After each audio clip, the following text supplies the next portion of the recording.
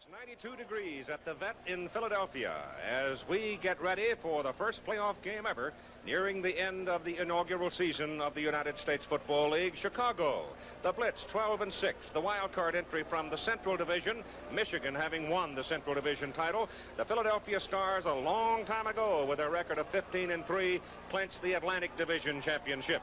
Hello again, everybody. I'm Keith Jackson, and we begin a full day of sports, afternoon of sports at least, here on ABC. Our ball game will be followed immediately by ABC's Wide World of Sports. It was back on May 15. These two teams met for the only time this season. Chicago in the third quarter, late in the quarter, leading by a score of 24-10, seemingly had the ball game in hand. But they turned it over 3 times, producing 21 points for the Philadelphia Stars, and the Stars won the ball game 24, and George Allen's been grouchy about it ever since. Let's turn now to Len Swan, our analyst and commentator, and talk about what we can expect this afternoon. And there are a lot of folks that smell upset. Well, a lot of folks smell upset because they felt that Chicago had that last game, as you said, in hand, and they're the better football team. Well, there aren't going to be too many surprises in this ball game. Philadelphia is going to take into this game with what brought them here, and that's Kelvin Bryant and their great running attack.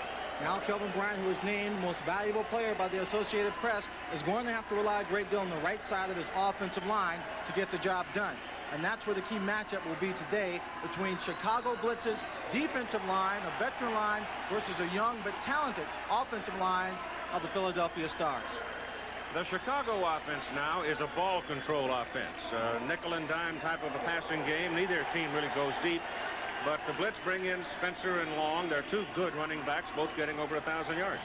Well, the Philadelphia defense is going to have a problem stopping the running attack and also containing Tremaine Johnson. I think the key for them to be successful in stopping that offense is for the Philadelphia offense itself to score some points so that they force them to throw. Now, Tremaine Johnson is a great one, but any time you can take half of an offense away, force them to play catch-up football, eliminate the running game, only allow them to use the passing game, you can gear your defensive attack to stop that. Let your linemen put their ears back, depend on the great linebackers like Sam Mills to play a big part in the ballgame. Okay. Tomorrow afternoon at the Silverdome in Pontiac, Michigan, the Michigan Panthers, Central Division champions, will be hosting the Oakland Invaders, the Pacific Division champions. But right now, we're ready to go with Chicago and Philadelphia from Veterans Stadium in Philadelphia. The Chicago Blitz have won the toss. It was kind of interesting little point that Philadelphia going into this flip of the coin was 9-9 for the regular season, and they lose the opening coin toss here in this playoff game. The crowd is sparse, to say the least. The ticket prices went up from $11 to $16 for this particular playoff game. Over in Michigan, they cut it back down to 8.5, and I understand they're expecting close to 60,000 people at the Silverdome tomorrow for that ball game. This is a key man, Chuck Fusina, for the Philadelphia Stars. He ran for 87 yards against the Chicago Blitz in the ball game that finished in the rain here. He ran for a touchdown. And it was his ability to scramble and pick up key yardage and bootleg one run that went for better than 20 yards for a touchdown. And today, they just simply got to control it. George Allen says they have a scheme he thinks will control it. In closely contested ball games, very often it's a performance of one individual who plays better than he has played all year long that makes a big difference. In that last matchup, it was Chuck Fusina. They wanted him to throw the football. They contained him in the pocket, but he broke loose and picked up the big yards. It is going to be very important that he get off to a good start. We've seen in the past Chuck Fusina get behind, throw a few incompleted passes, and he gets down on himself. And then he has to rely on the running game to give him a little momentum and put himself back in the ball game. So his attitude in this ball game is going to be very important to take a look at. Lenny Willis, number 89, who played with the Buffalo Bills for 4 years, Ohio State man, is back watching the ball bounce out of the end zone. So Dave Trout hits it big on the first effort today. Trout, the leading scorer in the United States Football League, and he will be probably an important figure before this day is done. When you have a man like Lenny Willis, who is among the tops in the league in returning kicks, it's very important to keep the ball away from him. Bobby Scott, who started the year, as many of you know, with New Jersey, now the quarterback for Chicago. Tim Spencer, Kevin Long, the setbacks, 46 and 48 respectively. The tight end is Paul Ricker, and the wide receivers you saw, Wayman Bugs and Tremaine Johnson. On the first carry of the ball game, they stick it into the middle with Tim Spencer. And Spencer is immediately dropped at the line of scrimmage by John Bunting and company. The offensive front for Chicago: Rob Taylor, 280 tackle; Tom Thayer, 250 guard; Wally Pursuit, 255 center; Tim Norman, 275 guard; Nick Iyer, right tackle, is 275, and Ricker at 6'3", 245, with Tim Reitman beginning to play a little more each week, having come back off injury. You send Johnson now to the top of the picture, and Wayman Buggs comes to the bottom of the picture, and Bobby Scott, 10-year veteran out of Tennessee, back to throw the ball for the first time on 2nd down and 10, has nobody to throw it to, and he eats it back at the 14-yard line. That was big number 94, Dave Opar, that came in on the tackle along with John Brooks, and he was looking downfield for a receiver that had them well covered, and the defense came on top. Fielder, Ofer Case, a 3-down lineman, and they're all three good. I think they're fine defensive front, with Bunning, Howard, Mills, and Brooks, the linebackers. Jonathan Sutton, Mike Lush, Scott Werner, and Antonio Gibson, the defensive secondary. And now they mark him at the 15, actually, where it is 3rd down and 15 for the Chicago Blitz.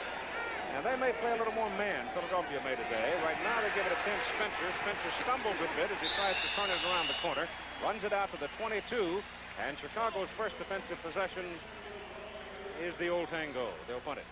Well, they're going to punt the ball as usual.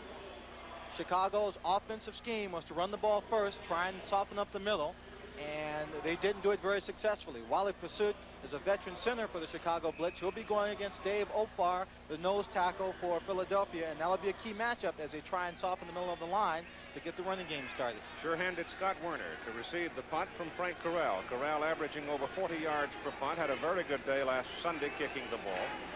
They need a big one here to root Philadelphia back. The Stars should get pretty good field position for their first offensive possession. A little pressure on Corral, but Frank gets it out of there. It's a fine kick. Scott Werner back up to 32, missed by 1, coming back up the field. That's a good return by Scott Werner. Comes back. Scott Werner did a great job of evading the first tackler, or would-be tackler, downfield, picking up a couple of blocks. He hasn't fair caught many this year. He's a courageous young man back there, and he's also one of the leaders of that defense, so we should see a lot of action from him this afternoon. Kelvin Bryant had a week off last week. He lines up behind Big Booker Russell, the fullback. Willie Collier is the fast man of that group of receivers, and he is Philadelphia's primary threat to go deep. Matter of fact, he is their only threat to go deep, with Bitsky and Donovan not having quite the speed of a Collier. So here's Chuck Fusina now from the 43 going to work. That's Bitsky in motion, and Fusina pitches it to Kelvin Bryant. Down the corner he goes. Oh, boy. All the way down to the Chicago. Well, 44-yard line. Jim Farnhorse got just enough of him to knock him out of bounds. That was almost 6. Again, it's the offensive line. You see number 75, Eatman, coming out to block on the linebacker. Number 55, Jim Farnhorse. Kelvin Bryant gets to the outside, turns the corner, and picks up the first down before he's knocked out of bounds. First down for Philadelphia on the Chicago 44. Bryant did not make the trip to Washington last week, and Philadelphia's lost down there to the Federals. Rodney Parker and Tom Donovan are now in at the wide receiver positions for the Stars. And Fusina gives it to Bryant again, and the play was slow to develop, and Kelvin could not get back to the line of scrimmage as Chicago's defensive front was able to penetrate. The offensive unit up front for the Philadelphia Stars, you've got Brad Oates, a 275 tackle, Rich Garza, 260 guard. Bart Oates is 265 the center, brother of Brad. Chuck Comiskey, 280 at guard. Herb Eatman, 280 at tackle, and Steve Folsom, 6'4" and 230 at tight end. Alan Harvin and Kelvin Bryant now line up, and that's a tandem we have not seen before together. It looks like kind of talent you put in there when you want to pass, or you have a player that's going to the outside, trying to throw the defensive off. 2nd down and 12. Bryant has the ball, sweep right, good blocking, gets a heck of a block from Harvin and runs it for about 10 yards before they bring him down. He's going to be short of the first down on 2nd down and 12. He'll be short by about 2 yards, but it is down at the 36 of Chicago. Carl Allen did a good job that time, but it was number 61, Rich Garza, got to the outside and made a great block. That's the defensive unit up front, a 4-man front for Chicago. Lorcher and Lathrop IU. It's a veteran bunch, and they're tough. Linebackers are Smith, Von Horst, and Stan White, who's the defensive captain. Secondary is Carl Allen, Don Schwartz, Luther Bradley, who is back from a shoulder injury, and Virgil Livers.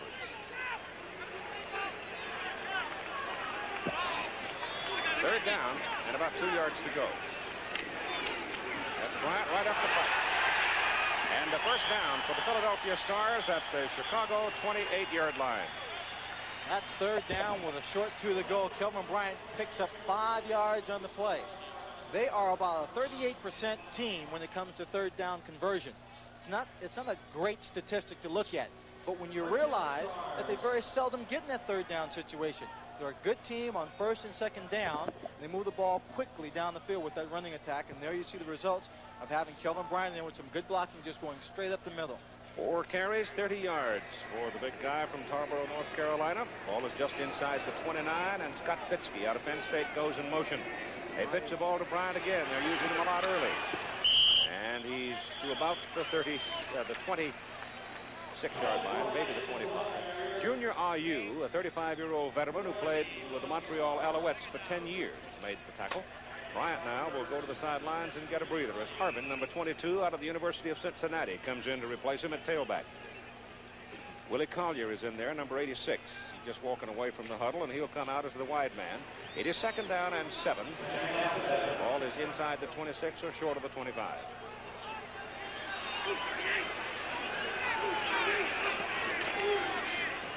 That's Harbin with the ball, and Harbin is to about the 23 for a couple of yards. George Allen, the head coach and president, general manager of the, no, well, not actually the general manager, but president of the ball club. His son Bruce is the general manager. It's all in the same family. And Jim Mora, who has done a brilliant job with the Philadelphia Stars, came in late, actually. Was about a week and a half late getting the head job here at Philadelphia after they had hired one man, George Perlis, who left to go to Michigan State. Third down and 5 for Philadelphia at the Chicago 23. Bucina's first pass. Pressure's on, runs away from it. Gets it off, throws a knuckleball. It's intercepted by number 24, Virgil Livers. Livers was out in the short secondary protecting against Willie Collier because Virgil's probably the only man in the Chicago secondary with the speed to stay with Collier. And Bucina getting pressure from the blind side was hit as he delivered, and he throws an interception. So Chicago gets the ball back at the 19.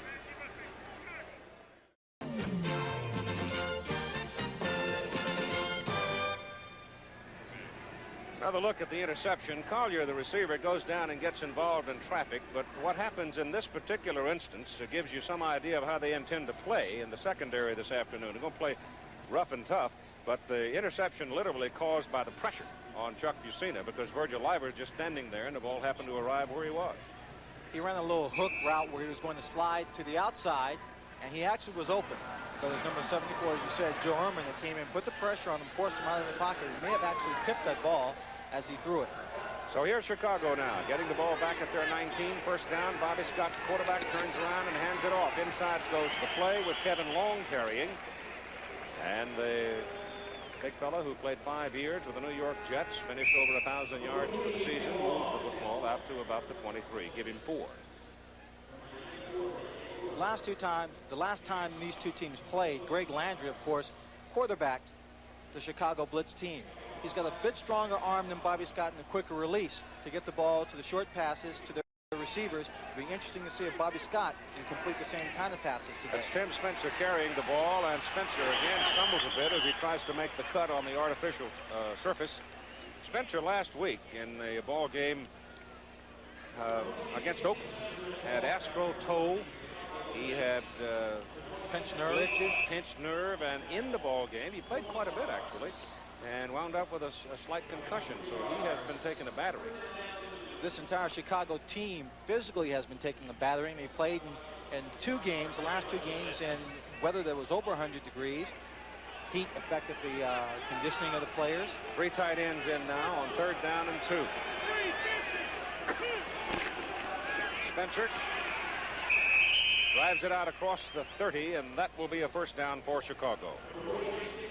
They just loaded it up with as much muscle as they could get in tight and wedged it out. So back goes Johnson now and Bugs, the wide people. And the Chicago Blitz will have the ball first down at the 30. Just a little something to follow during the course of this ball game. We talked about mistakes, and it was the mistakes of Chicago that cost them the game last time. Well, this time, good defensive pressure caused Chuck Piscina to throw an interception. And let's keep a look at Chuck and see if he gets down on himself, because as I said earlier, he does have that tendency. They send Tremaine Johnson in motion. They've got him double wide. He and Bugs are together. Johnson's going down the middle, and Bobby Scott runs away from the pressure, cuts it up the sidelines, and a hook slides for about 6 yards. John Brooks, number 53, out of Clemson, brought him down. The secondary of Philadelphia is not going to give him anything deep. They respect the receivers he has, especially Tremaine Johnson. They know Wayman Bugs has the capability of getting downfield, making a tough catch. We've seen him make a couple of great one-handed grabs throughout the season. So they're going to get that defensive linebacking group, the secondary, back and force them to try and throw in between those zones, and hopefully they'll be able to pick it off and keep pressure on it. From the 36, Tim Spencer. And Spencer runs into Glenn Howard, a rookie out of Minnesota. And they get him short of the first down by a couple of yards. In the ball game we did earlier this year, when Michigan came here to play Philadelphia, Michigan looked like they were going to be able to manhandle them, muscle them around, but in the second half, they just sent everybody. I mean, they blitz as many as 4 people. Probably defensively the best tactical game I've seen all year in coming up with that scheme. And it was very successful. Third down and a yard. Boatner is in the backfield, and the ball goes to Kevin Long as Boatner, a big guy of 225 pounds, helped open the hole for it. And Chicago has another first down. They can't let Chicago sit on the football like this. No. Mac Boatner has played Sterling throughout the year. He's only had 45 carries but gained 256 yards, and that's a 5.7 average per carry. And we saw him last week come to the ball game and make some very big runs. Last week he carried the ball 9 times for 62 yards and a 6.9 average. You can see on the clock the time in the first quarter going very swiftly. What with the running game we have in here. First down Chicago, 44. And Bobby Scott back to throw. Looks for Bugs. Bugs is wrapped up, has to go back over the middle. And the pass is good to Paul Ricker, the tight end. And that will be another Chicago first down. So he looked for Bugs. Johnson was covered down the other way, and Bobby had the time to take it down the middle. You give him that much time, he'll pick you. Sure. What he's going to see is number 23, Antonio Gibson. Well, you don't see him there. He was on the outside doing a great job. And Paul Ricker wisely just hooked it up in the open seam of the zone, and Bobby Scott found him. Paul Ricker, who was cut from the team before the season began, then with the injuries to Tim Reitman, was picked up and has come on to play very well for them. First down blitz, Philadelphia 44-yard line. Good possession this time for the Blitz. They started back on the 19. First down pass by Scott. Throws it as far as he can for Tremaine Johnson, and it is short. He had a touchdown if he could have gotten it there, but you're going to be seeing 2 quarterbacks today. Neither of them are going to be very effective beyond 25 yards. That time, Mike Lush, number 27, and Jonathan Sutton both did a very good job of covering him. There's a flag down on the play. But excellent job. Number 26, Jonathan Sutton, forces him inside. And he wants to go inside. Fakes a little short when he's going deep. But Mike Lush leads the team in interceptions. Personal foul. Roughing the passer. Number 99 on the defense. First down. John Alford whistled and flagged for decking Bobby Scott after the pass was away. And he did. He flattened him. And he gets nailed 15-yard personal foul penalty. Ball moves down to the Philadelphia 28-yard line. It's a silly foul. You cannot jump on that quarterback after he's released the ball. And the ball off to Tim Spencer, and Chicago staying relatively conservative. Takes it over the middle for about 4 yards. Keith, there's always a lot of tension before any big ball game. But when it's a playoff game, it's a different kind of anxiety that covers the players at this time. They've made it to the playoffs, but no one wants to be the first team to lose. No one wants to be bounced out. It's a Chicago team that everyone predicted would be in the playoffs and expected to win the championship. It's a Philadelphia team that has the best record going into it. Both of them expect to win and feel that extra pressure. Scott Werner now, the strong safety, comes up and in a support position picks on Tremaine Johnson. Now plays the short zone, and that leaves the tight end Ricker open on the left side. And Scott sees him, drills him down to the Philadelphia 16, maybe the 15-yard line. So this is a very impressive possession by Chicago. Well, it's a 5-cent pass in the nickel and dime offense, just eating their way slowly down the field. He wants to go deep. Everyone's covered, so he just throws a safe pass out to Ricker, who picks up about 5 yards on the play. We've got 3 minutes and 15 seconds to play in the first quarter. Philadelphia's seen the ball one time. It's been all Chicago in this particular march from their 19. First down at the 15. Give the ball to Kevin Long. Looks around for nothing in the middle and tries to take it outside. And he'll get a yard out of it as Mike Lush out of East Stroudsburg comes up to make the tackle. That's a good tackle by Mike Lush coming up from that strong safety position. Long just had nowhere to go up the middle, but no one was able to get a hold of him. Everything was plugged up. Just bounced it to the outside wisely. Not looking, not dancing around too much in the backfield and getting thrown for a loss. Glenn Howard, number 51, calling the defensive signal. The Philadelphia offense sitting on the bench. And the Chicago Blitz are marching it down the field. Second down and 8. Ball just inside the 14. And Scott back. He's looking for Spencer. Can't get it to him. Goes instead to the short man, Ricker, the tight end. And Ricker is dragged down near the 1. So it'll be first and goal to go Chicago. Well, he hit Ricker for a good gain. He also had Tremaine Johnson on the right side, wide open on a long route. Didn't have the time. Again, looking to his outside. Ricker is just running to the outside, sitting there, just waiting on the outside, letting the play develop. Then he stands there, and once the quarterback needs him, then he comes back inside, running away from the defensive coverage. Now to 3 tight ends. On first and goal. Spitzer hit short of the goal line. Really stuck. Got to be Sam Mills. Sam Mills was one of the men, and the other man was number 51, Glenn Howard. Sam Mills, a story in itself. Small guy. You see Glenn Howard, number 51, right there. Both of them standing in the hole. Watch the contact right there. Both of them get low underneath them. Howard making initial contact. Sam Mills coming up to give him a little support. Spencer's a strong running back to bring down. You have to gang tackle.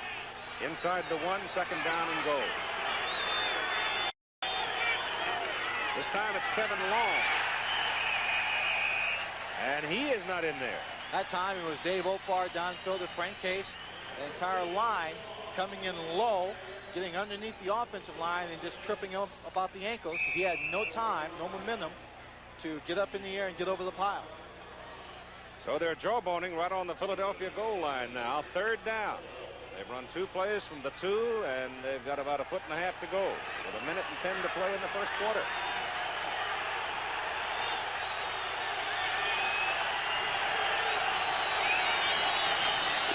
Scott gives it to Kevin Long. Touchdown. He got for an out.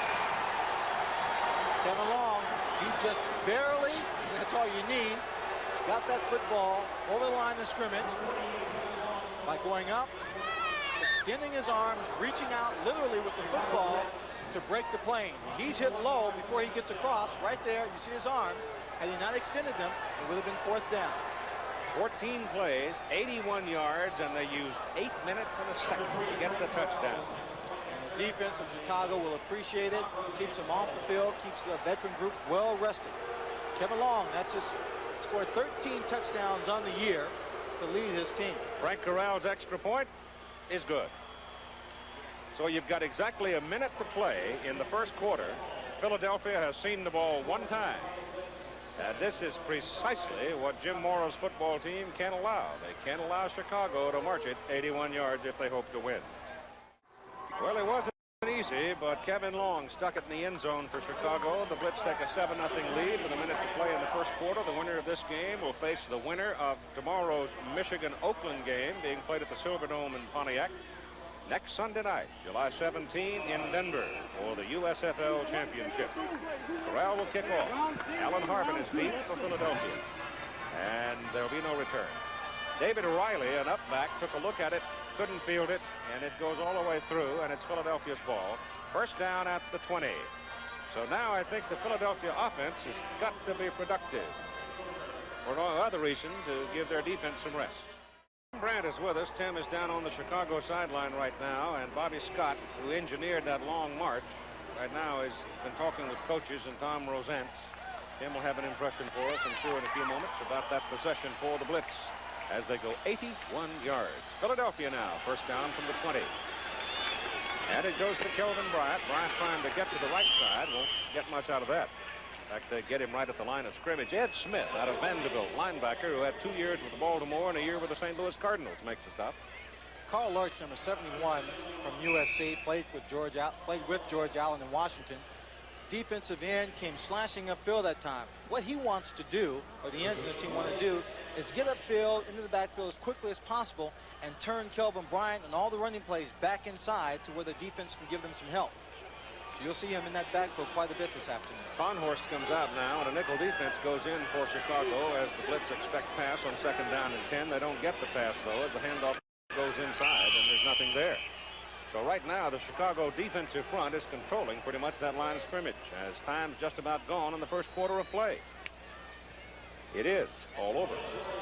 So after one period of play, it's Chicago 7 and Philadelphia nothing in the opening of the divisional playoffs in the United States Football League. As we begin the second quarter of play at the vet in Philadelphia, the Stars have the ball, trailing 7-0 to Chicago. Third down 9, just short of the 21. 3 wide receivers in. David Riley lines up in the backfield with Kelvin Bryant.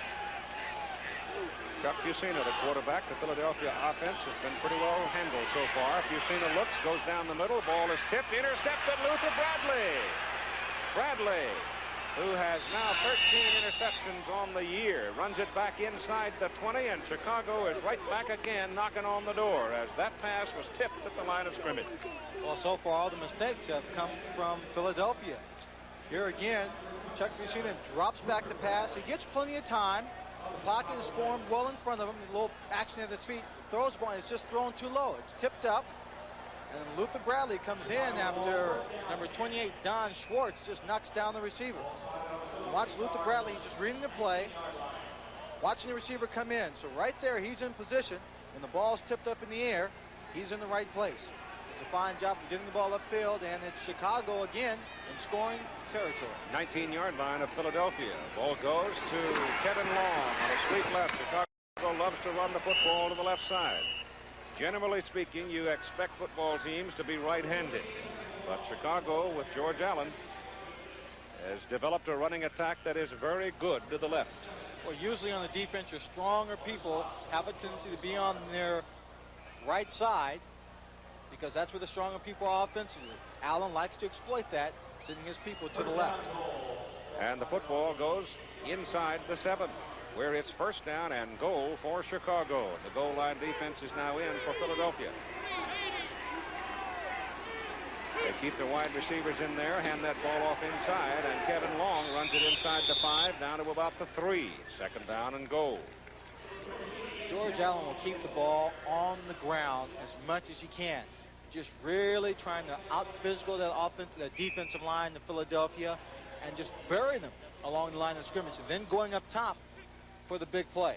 He got a lot of yardage on that carry, the first down play. It's now second down and goal at the 3. And so Allen sends in 3 tight end alignment now, bringing out his wide people. So he's got the Ricker, Cozen, and Reitman in there. And the running backs are Spencer and Long. And it's Bobby Scott rolling out, going to the corner, touchdown. You could see it coming all the way. He had so much room to the outside with a lead blocker. Why take a chance and put the ball in the air when you're on the run? Just run it in yourself. And he did that just fine. Completely catching the defense of Philadelphia off. They're slanting right there at the right direction. Receivers are covered. Right there, he's out in front. He's got a good 5-yard lead. And he's got a blocker out in front of him. Number 68. Just pulling down the side. Number 94, Dave Opar, has no chance of catching him at that stage. Corral is in for the extra point try out of Roseanne's hold. Kick is good. So now with 13 minutes and 21 seconds to play in the first half, Chicago goes out on top by a score of 14-0, and Philadelphia's mountain is getting pretty high. Well, the Philadelphia Stars need to shake themselves a little bit now. Chicago Blitz are just controlling the football all the time in this game so far. You see, they didn't take very long to get that one in, but the last time they scored, they went 81 yards in 8 minutes. That ball is kicked so deep, there'll be no return on it by Corral. Knocked it through the end zone and out of there.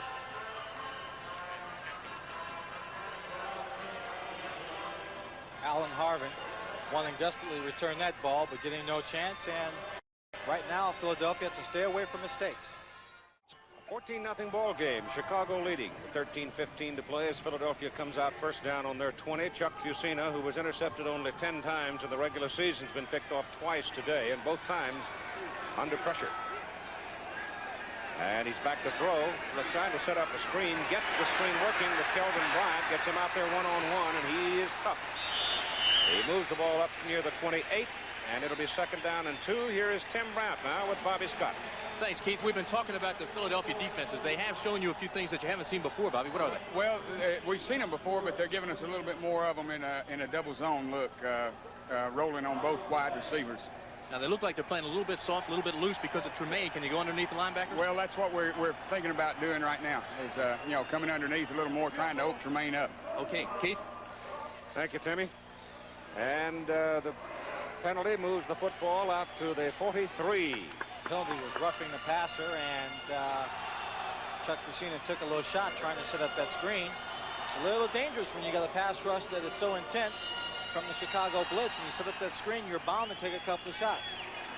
From the 43 now as Philadelphia gets field position. And give it to Alan Harvin. Harvin's got some daylight. Goes for the marker, and he's got it. And another penalty flag is down.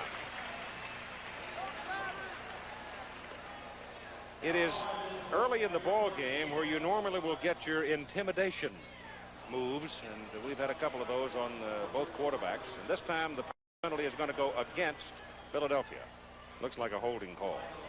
That's what they signal for, and these two teams had a very angrily fought game the last time. Antonio Gibson was ejected from the game last time, kind of an unfair ejection. Offense, number 44. Whoa, Kelvin Bryant, hand in the cookie jar. The referee is Bill Parkinson, umpire Jerry Hart, Jack Pitkus, the head linesman, Larry Hill, the line judge, Grover Clemmer, the back judge, field judge is Wes Ward, and Ted Humphreys, the alternate. So that backs him up into inside the 40 to the 37. And it's first down at about 17. Bryant looking for some daylight, finds it. He's as good as anybody at reading a hole and exploiting it. He gets the football out near the 47. Picked up about 10 yards. And again, we've got a little scuffling going on as the play comes to an end. Well, no sooner than you talk about it, but the center, Pardotes, is getting into a little scuffle. There he's got good blocking to the outside. He strings that defense along. He just cuts it inside, picks up a few more yards. Kelvin Bryant can stop so quickly and then just cut either direction and then pick up speed as quick as I've seen any back. A truly gifted and instinctive runner. Kelvin's out right now for a rest. Alan Harvin is in. They don't lose much either with Harvin, big 200-pounder. Second down and about 6 for the first down. And Fusina's pass is picked off by Eddie Brown. Eddie Brown, who intercepted last week against Oakland and ran for a touchdown, slipped in behind the receiver and picks that one off. And that's 3 interceptions of Fusina so far today. All 3 drives, possessions of Philadelphia have resulted in interception. Chuck Fusina drops back. He throws it just too far to the outside. Folsom can't reach it. And Eddie Brown is the only man that has a chance. And so here's Chicago again on the Philadelphia side of the field, leading 14-0 in the second quarter, and first down at the Philly 46. The Philadelphia defense now has the old grindstone in front of it. They've got to do something. They can't get too pressurable. They've still got to worry about Bugs and Johnson. And they've got Johnson in motion, and Johnson's got the ball on a reverse, drops it, dribbles it, picks it up, comes back this way, and they knock him down just about the line of scrimmage. And 45 seconds later, he only gets into the line of scrimmage. He's very, very lucky that he didn't lose his ball when he dropped it. It bounces right back to him. Good play, seeing him in motion. on the reverse. He gets a lot of momentum that way when he gets the ball, but right here he just drops it, bounces right back in his hands, and he starts to do his little dance.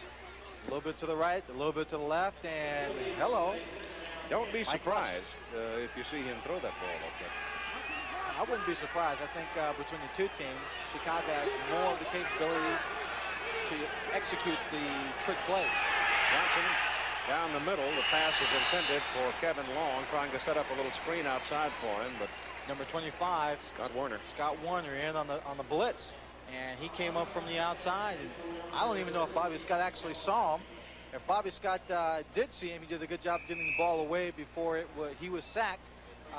See his head's turning. He just gets off a bad pass right there, and it falls short. Long just can't scoop it up. Chicago in this ball game has been 3 out of 4 on third down conversions, and there are the Polaroid pictures or the instant pictures. I don't know, giving a free commercial here, but this is somebody's taking the pictures, sending him down as Scott's in trouble, and he's going to be sacked way back. Number 56 is the man that finally gets him, George Cooper. George Cooper coming in on the blitz from the outside, and number 96, Don Fielder, taking advantage of it, corralled Bobby Scott in there, threw him for the loss, and this time they come out on top of that third down situation. Philadelphia defense making its first big play of the ball game, and Chicago now on fourth down from the 43 will kick it away. Frank Corral has had the ball out of bounds inside the 20 on 32% of his kicks this season. 24 times he's knocked the ball out inside the 20. Last week we saw him wiggle one out on the 1. Well, that one won't go there. Scott Warner backs up, gets a nice big bounce and fields it back at the 8-yard line, gets a little help coming back up the field and breaks it big.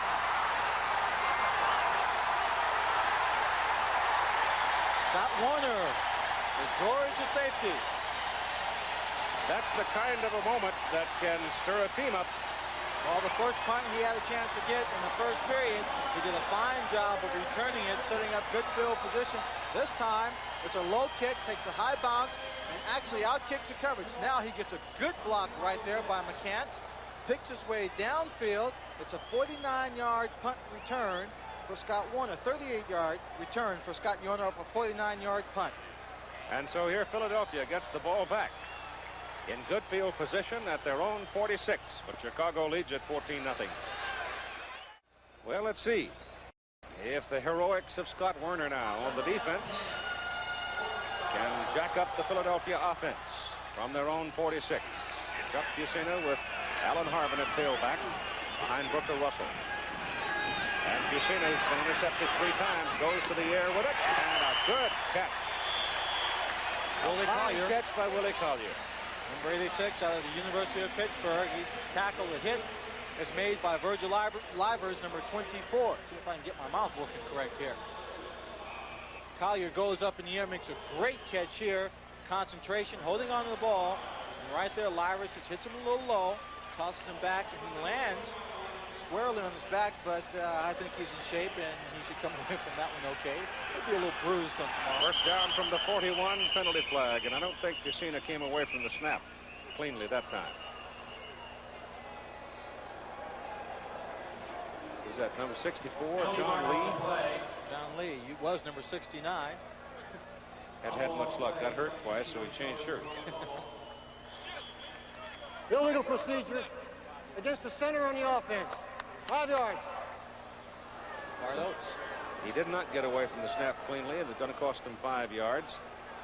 Irv Eatman now remonstrating one of the Chicago ball players. In the game they played here back on May 15, Chicago devoted a lot of attention to Irv Eatman and got him all upset, and they're trying to do it again, and it looks like they're succeeding. Well, that's number 71, Carl Lorch, a defensive end. He's a solid veteran journeyman ball player going against a truly talented offensive tackle in Eatman, but he's got that experience.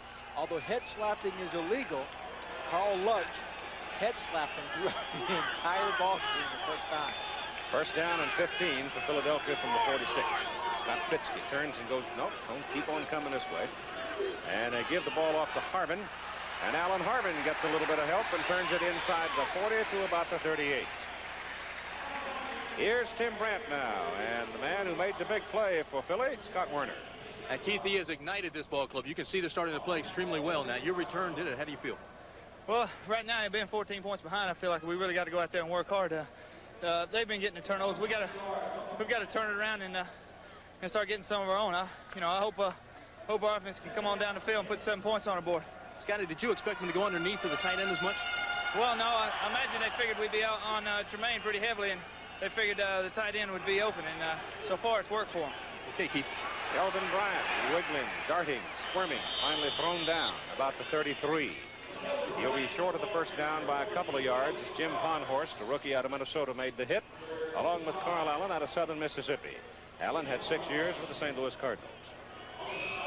Bryant now 9 carries and 46 yards in the ball game.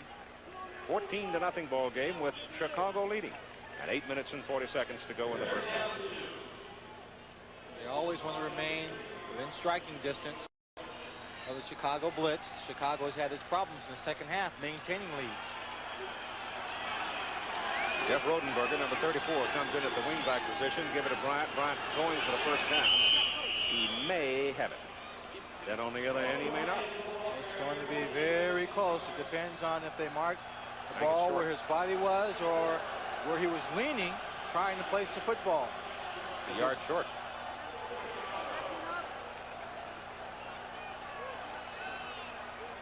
You're right, that's a good yard short.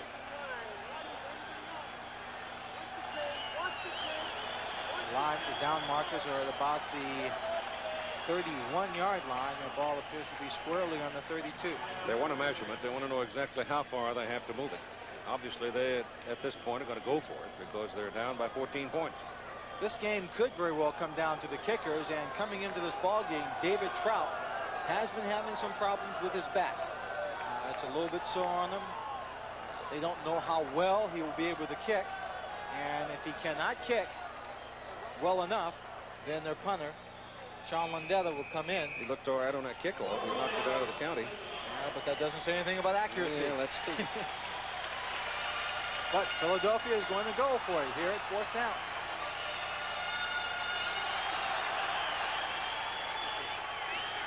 David Riley lines up as the blocking back in front of Kelvin Bryant.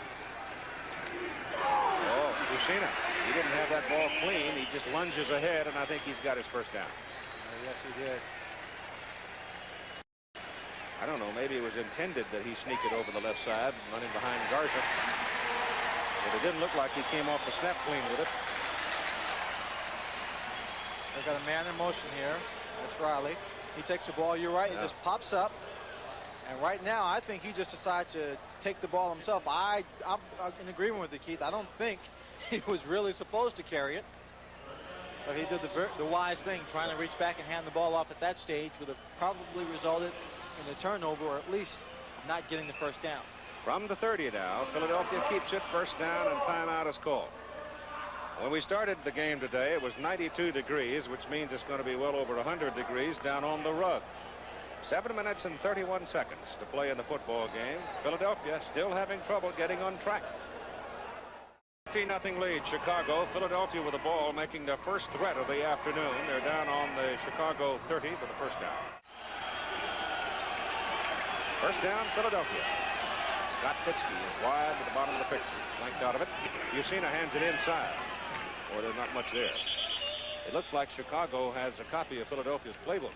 Well, they're right there on top of everything. David Riley, number 35 out of West Virginia, trying to get some yardage.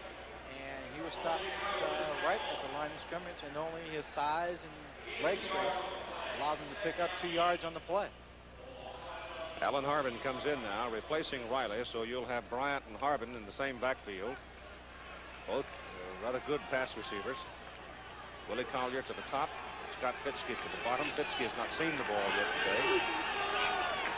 Second down and 8 from the 28. Yusina gives it to Harbin. He's got some room. He's past the marker. He's past the 20. He's still going inside the 15. That's a tough run by Alan Harbin. Really a good, tough one by Alan Harbin. But what makes that play work is the blocking up front and the rush of the defensive line. The end came straight up the field, and the tackle just lets him go. Right at the top of the picture, number 77, Junior Ayu, right there straight up, and he's just pushed all the way back by Brad Oates. Then Alan Harvin can cut inside of him, get downfield, and he's a small man with very, very strong legs as Luther Bradley brings him down. So it's first down. Philadelphia at the Chicago 14. They bang around. Harvin's got it again, and he gets to the 10. Harvin and Fusina ran together in the handoff. Eddie Brown made the tackle on Harvin. I think there's a little tension. The Philadelphia team just taking so long to get on track in this championship game. Alan Harvin out of Cincinnati, that's his 4th carry for 28 yards. At one time in his junior year was actually in a wheelchair because he couldn't walk. Suffered knee and leg injuries that kept him in that wheelchair. So in his effort to come back, he has worked a great deal on his leg strength to try and help himself to stay away from those injuries and wears a leg brace. Second down, a long 6 from the Chicago 10. Fusina gives to Bryant, touchdown. Behind Garza and Oates. That's the Philadelphia offense that has racked up 15 wins in its first season. Running of Kelvin Bryant, 10-yard run that time, just a real quick opener. He cheats up to the line of scrimmage, gets good blocking by Bart Oates, number 50. Garza was pulling to draw everyone off. Right up the middle. There's not even a safety around to make saw a number stop. 7 at Kit Lathrop. He moved. He thought he was going to go outside. He moved out of there and just left the hole wide open. Wide open. Caught him in a little stunt. The extra point try by Dave Trout is good.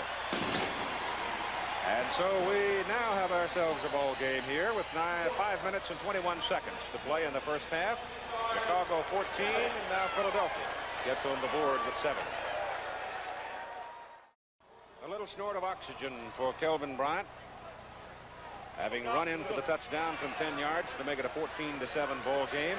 Coming up tomorrow, the Michigan Panthers hosting the Oakland Invaders, Michigan winning the Central Division and Oakland winning the Pacific Division. We'll be visiting with the starting quarterbacks in tomorrow's ball game, Fred Vasana of Oakland and Bobby Hebert of Michigan at halftime. The ball is set up for Davy Trout on the 35. And the deep man for Chicago is Lenny Willis. Trout hangs it very, very high. They have good coverage on it. Willis waits at the 4. They got the wedge working pretty well for Lenny Willis. Fumbles the football. Philadelphia gets it back.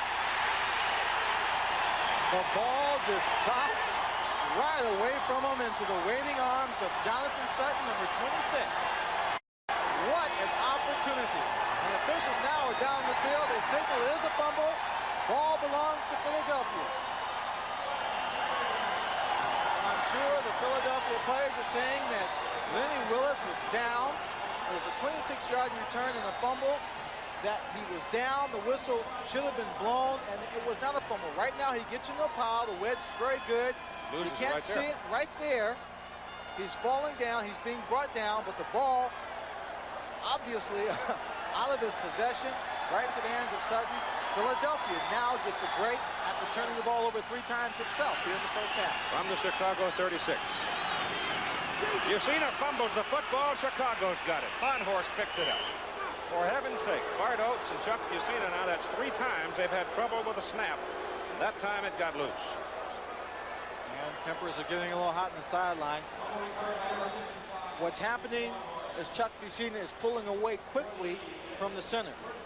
A little bit too fast in his effort to get back, to drop back and get square in the pocket, and they're not making the connection. These are entirely too many mistakes for a championship ball game. So Chicago gets it right back on Philadelphia's 4th turnover. It's at the 41, where it's first down for the Blitz. They lead 14-7 in 5 minutes to play in the first half. Bobby Scott trying to get something going quickly, misses Trumaine Johnson, and Trumaine was in pretty good traffic. Mike Lush, number 27, had bumped into him just as he made his cut. Mike Lush was driving on that pass. He thought he had a chance to pick it off and went for it. Made sure it wasn't complete. The ball was thrown a little bit behind Trumaine Johnson on a quick slant. That's really not the place you want to throw it. You figure the defensive back will be trailing there. That time, if he had not thrown it behind him, Mike Lush would have a clear shot at picking it off. Second down and 10 from the 41. Scott looks for Johnson, goes short instead to Ricker, the tight end, and he's got a big play. Paul Rickard goes down to the Philadelphia 40, and it's a Chicago first down. Paul Rickard is tackled by Scott Warner. I'm laughing because Paul Rickard is another man with great moves. He was running down the sideline. Scott Warner just planted himself right in his path. Rickard just kind of slowed up like he was going to juke him, and then ran right into him. Paul having a big day. 4 catches and 53 yards. It's been pretty quiet the last couple of weeks. But they're giving Rickard to Scott right now. And the ball off inside. Tim Spencer and Kevin Long, the setbacks, and it's Long carrying the ball. His gain should be in the neighborhood of 4 yards on that carry. Once again, it's number 25, Scott Warner, lining up close to the line of scrimmage. Just kind of slanting in from the outside, almost stopping Long in the backfield. They give Werner quite a bit of freedom to pick and choose his spots. Plays the strong safety position. Normally lines up on the side of the tight end. That's Kevin Long, and Long, who ran for over 1,000 yards, gets a first down inside the 25 at the 24.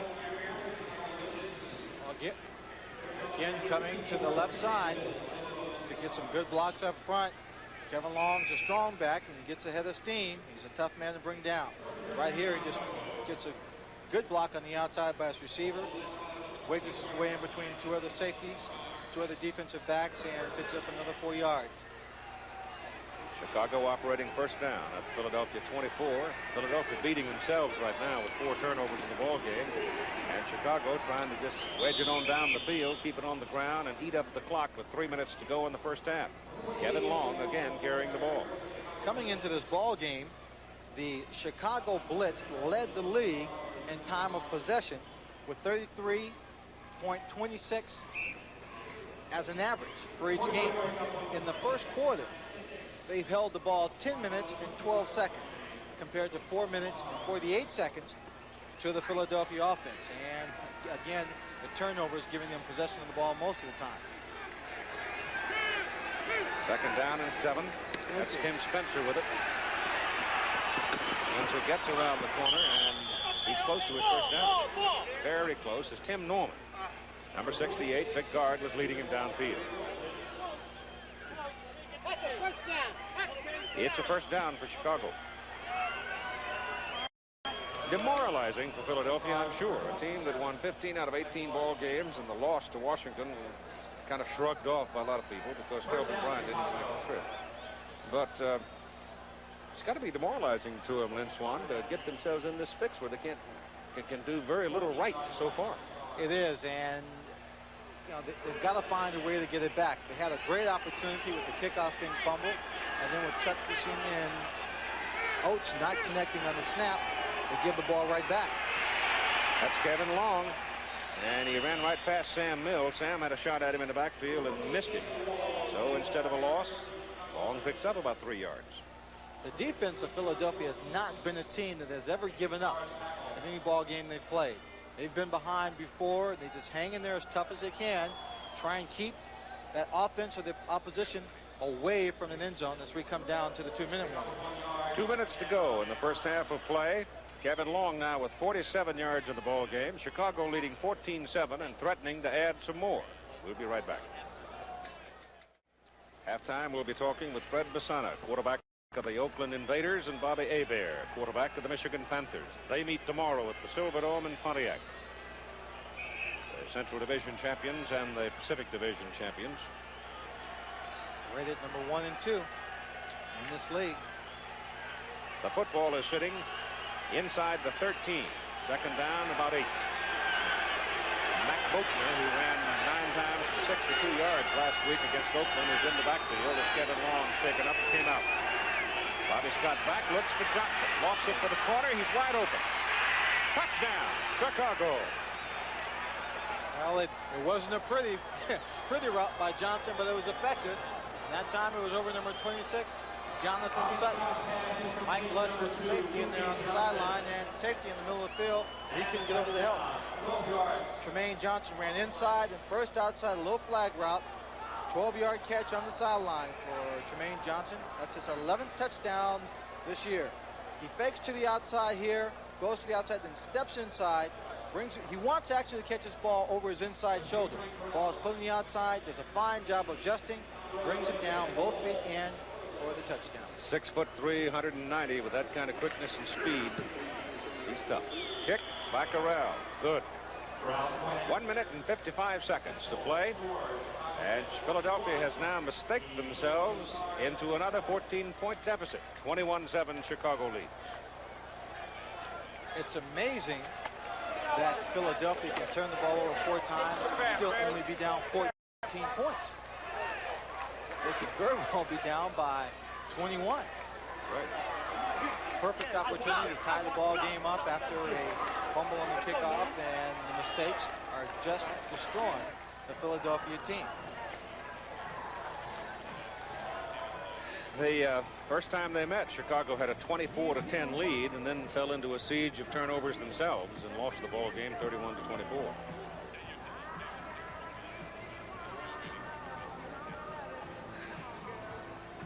Very often the team gets a big lead like that and they kind of relax in the second half. I was talking with Greg Landry about that fact just before the game started. He says, well, when the game is close in the second half, we haven't lost that many. It's only when we get the commanding lead.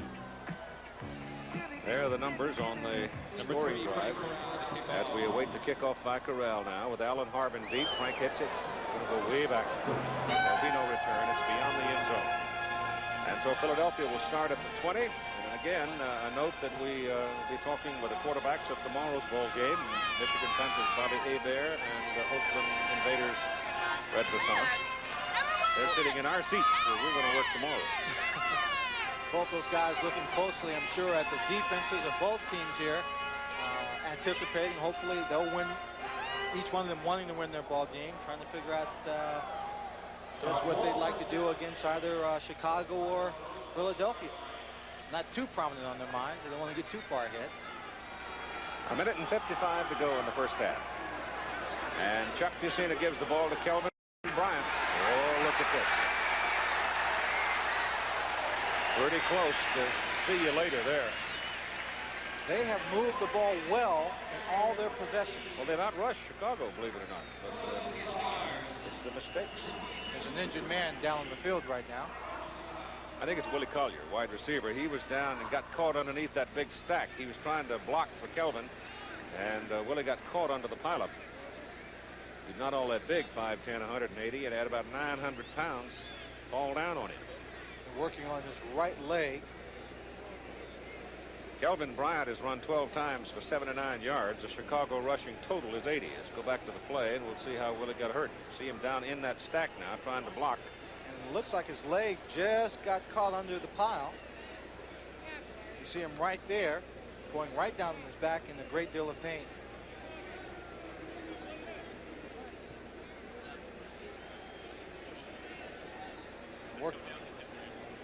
Let's spend a moment now with Tim Brandt and Tremaine Johnson. Keith, we talked about the defenses earlier, how they were playing a lot of zone, but they were also playing man in and out. It looked like that's what you had on that time. It looked like a blitz. Yes, on that particular play, the free safety came up in a blitz, and Scott read the coverage and had a man-to-man coverage on me. And so we came up with a corner pattern, and we came up with 6 points. Now, we talked with Bobby Scott earlier. He was saying that they were playing a little bit loose, a little bit soft, trying to take away the deep routes from you, and that's why he was going under the Ricker. Can you feel him tightening up now? Yes, they playing me in and out. They're trying to play me underneath and trying to play me deep and trying not to give us anything we can work with. But we're just going to stay with the game plan and stay with the basics and hope that we can come up with a victory this afternoon. How about the heat now? It's 105 degrees on the field, but that's got to feel like a cool wave after being in Chicago. The Blitz are in better condition than the Stars, and this afternoon we'll definitely prove that we're a better team. How about you, Tremaine? I know that you've had problems with the heat the last couple of weeks, and they've been giving you IVs in the locker room. Do you feel okay today? Yes, I'm in perfect condition. I'm ready to go. I hope that we can win this game and go on to the championship. Okay, good luck. Keith? Young man out of Grambling, well trained by one of the great coaches of my lifetime, certainly, and perhaps of all time, Eddie Robinson. I think down in Grambling, Eddie Robinson goes to sleep at night. He dreams of what a perfect football player should be. And he's got a little good fairy somewhere that makes those dreams come true, because he's had some great ones come out of there. It's called character and hard work.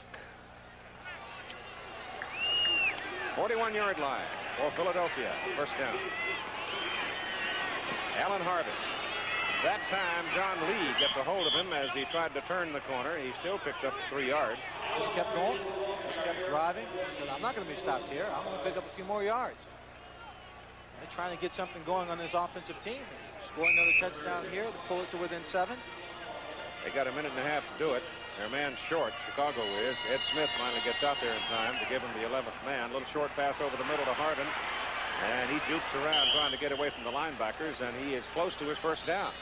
He's picked up the first down. The clocks will stop as they move the chains up. They're going to measure, I think. Kind of interesting, Lynn Swan, that all 6 of Fusina's passes that he's thrown in this ball game so far have not touched the ground. He has yet to have a ball on the ground, but that doesn't mean a whole lot because 3 of them have been intercepted. The fellas in that other colored shirt caught it. Well, he's 100% on the day, but half of those passes have been to the wrong team. And it is a first down for the Philadelphia Stars. John Lee comes out now, and Junior Ayu goes back in at a defensive end position for Chicago, and they set up and show him a 5-man front now and come up man on the wide receivers, and they give the ball inside. Bryant bounces away. He's got room to the outside. Some blocking up front. Steps out of bounds inside the right at the 30-yard line. So it's another Philadelphia first down. Kelvin Bryant. Oh, he is so dangerous. He had number 83, Rodney Parker, blocking from the outside. Blocking there on number 24, Virgil Livers, and wisely, not thinking he can pick up any more yards, he gets out of bounds and stops the clock, allowing his team to huddle and get another 2 plays called in the hurry-up offense. A minute to play in the first half. Fusina back, throws it. Now, my goodness, there's no reason in the world that that ball is not caught by Rodney Parker. Oh, Rodney Parker, he's hit by Virgil Livers, but this is a big play. This is when the receiver really wants to catch a ball, and Rodney Parker knows better. He should hang on to this football. Comes right to him, got nothing to do but hang on to it. He lets that ball come all the way into his chest instead of catching it with his hands, and bounces right off his shoulder pads. That was a big play. They're down inside the 10 with that catch. 56 seconds on the clock. Virgil Livers' hoof beats are not that loud. 95, 90, 185. Fusina's got to throw it now, and he gets all kinds of pressure, but he takes off with it down. He gets one block to turn him upfield. Needs to get out of bounds, and he does. And he's got a first down for Philadelphia. Down at the Chicago 12 with 48 seconds to play in the first half. Don Schwartz finally brought him down. I didn't see exactly what number that was, but I think it was number 87, Tom Donovan, that came back and gave him a good block. Block number 56, Ed Smith. Let's take a look at it. Fusina's on the run. Smith is chasing him. Has a shot right there. Fusina picks up a block. It was Donovan. Don Schwartz grabs Fusina and throws him out of bounds. But it's a first down for Philadelphia at the Chicago 12. A 21-7 Chicago lead. Philadelphia trying to shorten it right here. It's sort of an old Statue of Liberty as Harbin throws it back to Fusina. He's down at the 4. He runs to the goal line, and he is short of a touchdown. There's a penalty flag thrown. I believe what they're going to do is call a face mask on the play. Looked like it might have been John Lee that just reached up and grabbed that face mask of his. I didn't give Philadelphia as much credit as I should have. No, they come up really went to a gimmick, with the gimmick play, the gadget play. And it is a face mask. Touchdown. It is a touchdown. So they got the touchdown. They waited until they had defined the penalty, and Fusina did break the plane of the goal line. First time I've seen Philadelphia use the shotgun. They just hand the ball off to Harbin from the shotgun, and then turns back. Not a pretty pass. Fusina catches it falling down. Alert move. He's not touched. He gets back on his feet. John Lee's grabbing him, and into the end zone he goes with John Lee pulling on his face mask. And so, Jim Mora and his folks have been doing some planning as Davey Pop nails the extra point, and we've got ourselves a 21-14 ball game as we are 39 seconds away from halftime. Well, certainly, this being a championship game, the fact that the Philadelphia team has turned the ball over 4 times has not gotten this offense down. Chuck Fusina doing a great job keeping his attitude up, staying in this ball game, and an extremely gutsy move, strong move by him to get in the end zone. I love this knuckleball by Allen. It just goes almost in over in. A nice catch by Chuck Fusina. And he's not a strong man. Number 64 has got him outweighed by probably 100 pounds. And he just gets right into the end zone.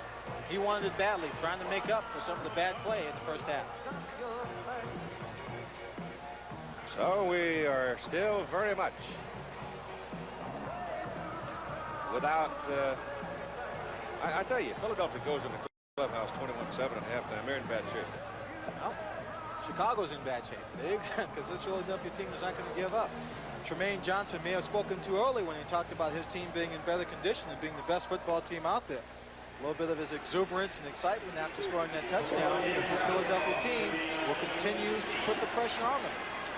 David Trout hits it very, very high to Lenny Willis up at the 11. Let him get outside. They run him down at the 16. That's a good play by number 48, Kevin Donnelly, out of North Dakota State. Well, that time Lenny Willis got the ball when he came up to his blockers. So you look at the stats in that scoring drive for the Philadelphia Stars. He saw everything bunched up in the middle and thought he could bounce it out to the outside. Well, on kickoff coverage, people are assigned containment jobs. That is, they run down the field. They don't want anybody, they don't want the ball carrier to bounce it out to the outside. So they have to keep everything in. That time he did a good job, Kevin Donnelly, keeping it contained. Lenny Willis had no place to run, kept trying to run to the outside, and Donnelly made the tackle. Chicago from the 16 now with just 33 seconds to go in the first half. And they'll go to the clubhouse with a 7-point lead. Not wanting to take any chances with this Philadelphia team being a little fired up after some very outstanding play on their part. Well, they went to the gimmick play, this shotgun, where the quarterback, Fusina, wound up catching the ball and fell across the goal line as Chicago is flagged for a face mask, and the first half is over. So the first half of play, Chicago Blitz 21 and the Philadelphia Stars 14. We will be ready for halftime of this division playoff game after this message and a word from our local station. We're ready to go now with the second half of play in this divisional playoff with the Atlantic Division champion Philadelphia Stars, who clinched the division championship a long time ago and have had a little trouble getting things cranked up. While we're waiting, let's turn for a moment to an old friend of mine, and I think one of the best football coaches anywhere at any level, Dick Corey, whose Boston Breakers just missed the playoffs. Tell me what you think about this first half, Coach. Keith, I think it's been an excellent football game. I think Philadelphia getting in with that flea flicker type play there at the end of the half certainly should spur them on. They get the ball to start this half. If they can go down and score 3 or 7 points, they're going to be right back in the thing. Well, you played this Philadelphia ball club twice. You beat them up at home on a miracle play at the end of it. But it's a ball club, and Lynn Swan made the point a while ago. It's a ball club that never quits.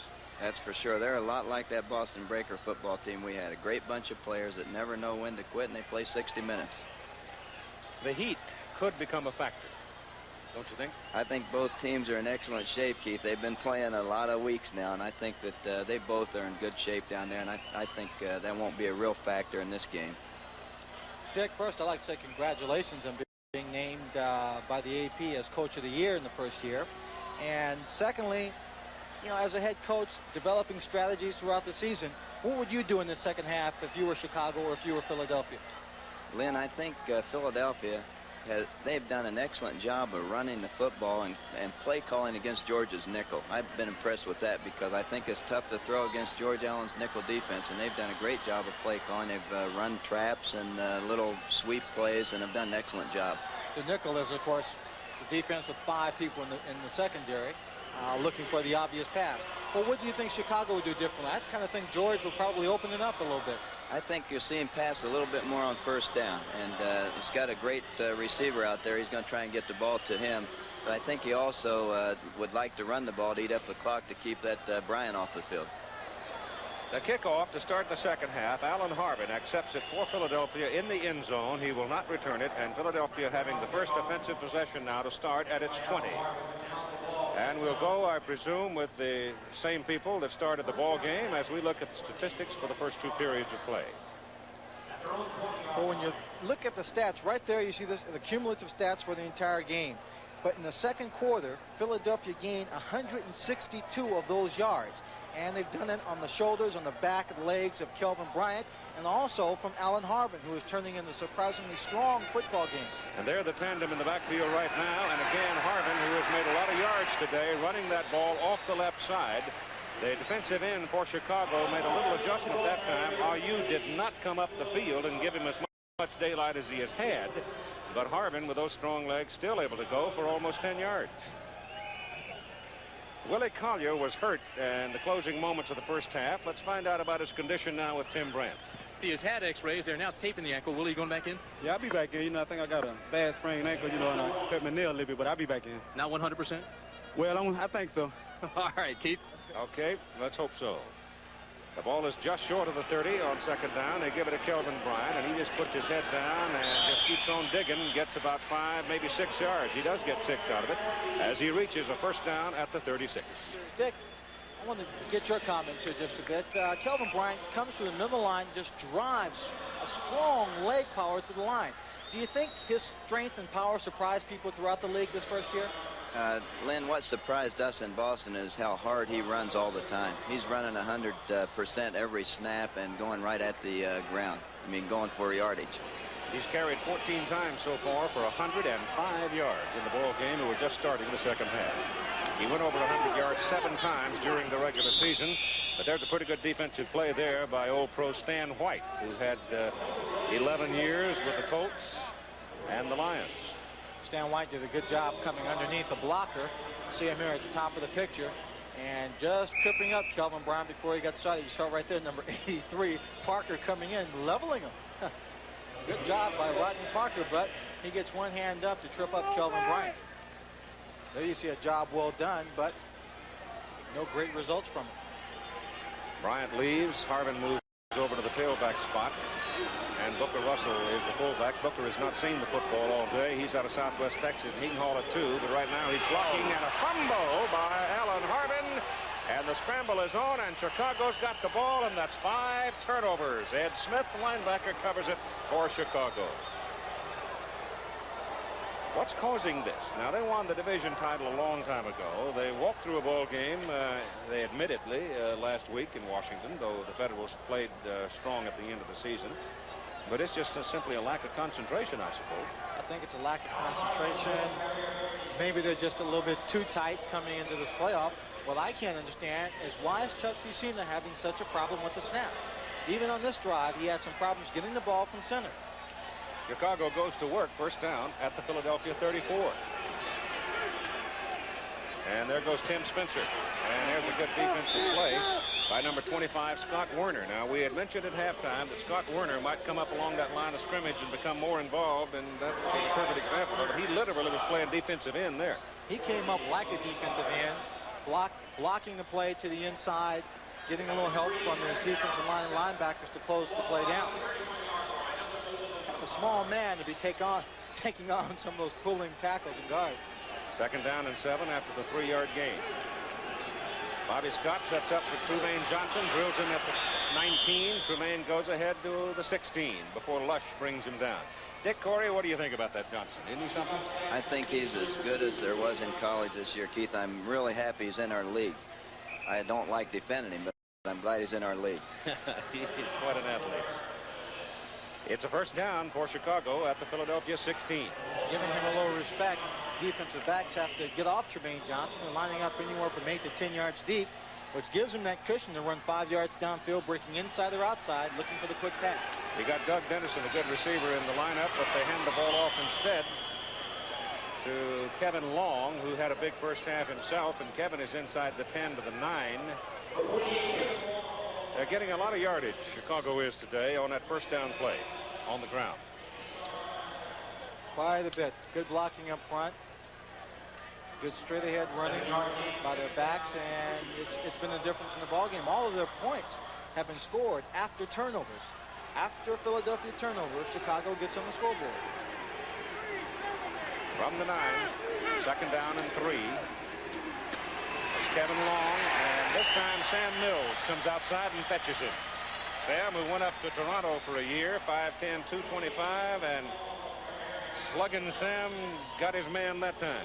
Good teamwork by the defense. Number 26, Jonathan Sutton, comes up to the outside, takes on the pulling blocker, and then right there frees up Sam Mills, who's slanting in from the linebacker position to make the tackle. And the ball backs up to the 12 on the 3-yard loss. Philadelphia's defense has been very, very tough on all the short yardage and goal line stands that they've had to face. Even though Kevin Long scored on the 1, he just barely scored. Werner comes sneaking up to the tight end side. Scott drops straight back now, and he's looking to the tight end, Ricker, and Ricker has it. Sam Mills covers him, and he's down near the 6, and he is very close to a first down. Scott Werner had come up on the defensive corner and then dropped off for the pass coverage, and that left Ricker loose. Left him loose, and if they stop Ricker short of the first down, it'll be due to the play of number 53, John Brooks. And while Sam Mills held him around the ankles, John Brooks came up, wrapped his upper body up, and just held him from leaning too far forward. He's short. And his body length alone would have got him the first down. But Brooks does a great job, and now it's a 4th down situation for George Allen's Chicago Blitz. He's sending in Cousin and Cozen and Reitman, so he's going. On 4th down and about 1.5 feet, he's going. Ricker now has caught 5 balls today for 60 yards. Well, that tells you real quick, I think, the Philadelphia secondary is immensely concerned with Wayman Buggs and Tremaine Johnson, and that leaves the tight end in man coverage. Loose. He's taking advantage of it. 4th and a half a yard. Scott gives it. Long dives. And it just depends on the mark. Werner comes out of there with the ball, but it was whistled dead at the top of the stack. I think they're going to mark it just far enough for the first down, Keith.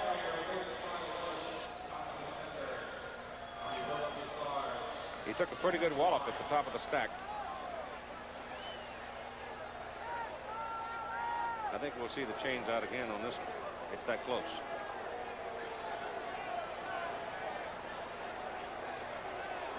The referee is Bill Parkinson. The chains are out.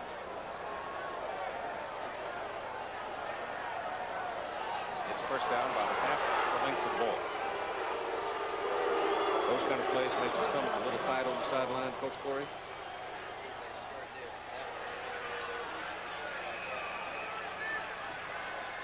First down and goal to go. The ball is on the Philadelphia 6. 5 turnovers by Philadelphia so far. 62, 370, 370. Kevin Long running left. No, it's Tim Spencer running left, and he's to about the 2. Well, they love to run that football to the left side.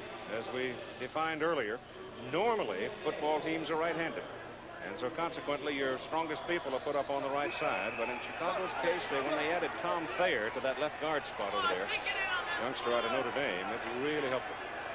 Solidified that side very, very quickly and allowed them to do quite a bit more. Spencer out. Matt Boatner is in now. Boatner, a 225 straight ahead hammer. He's in there with Kevin Long. Long has it.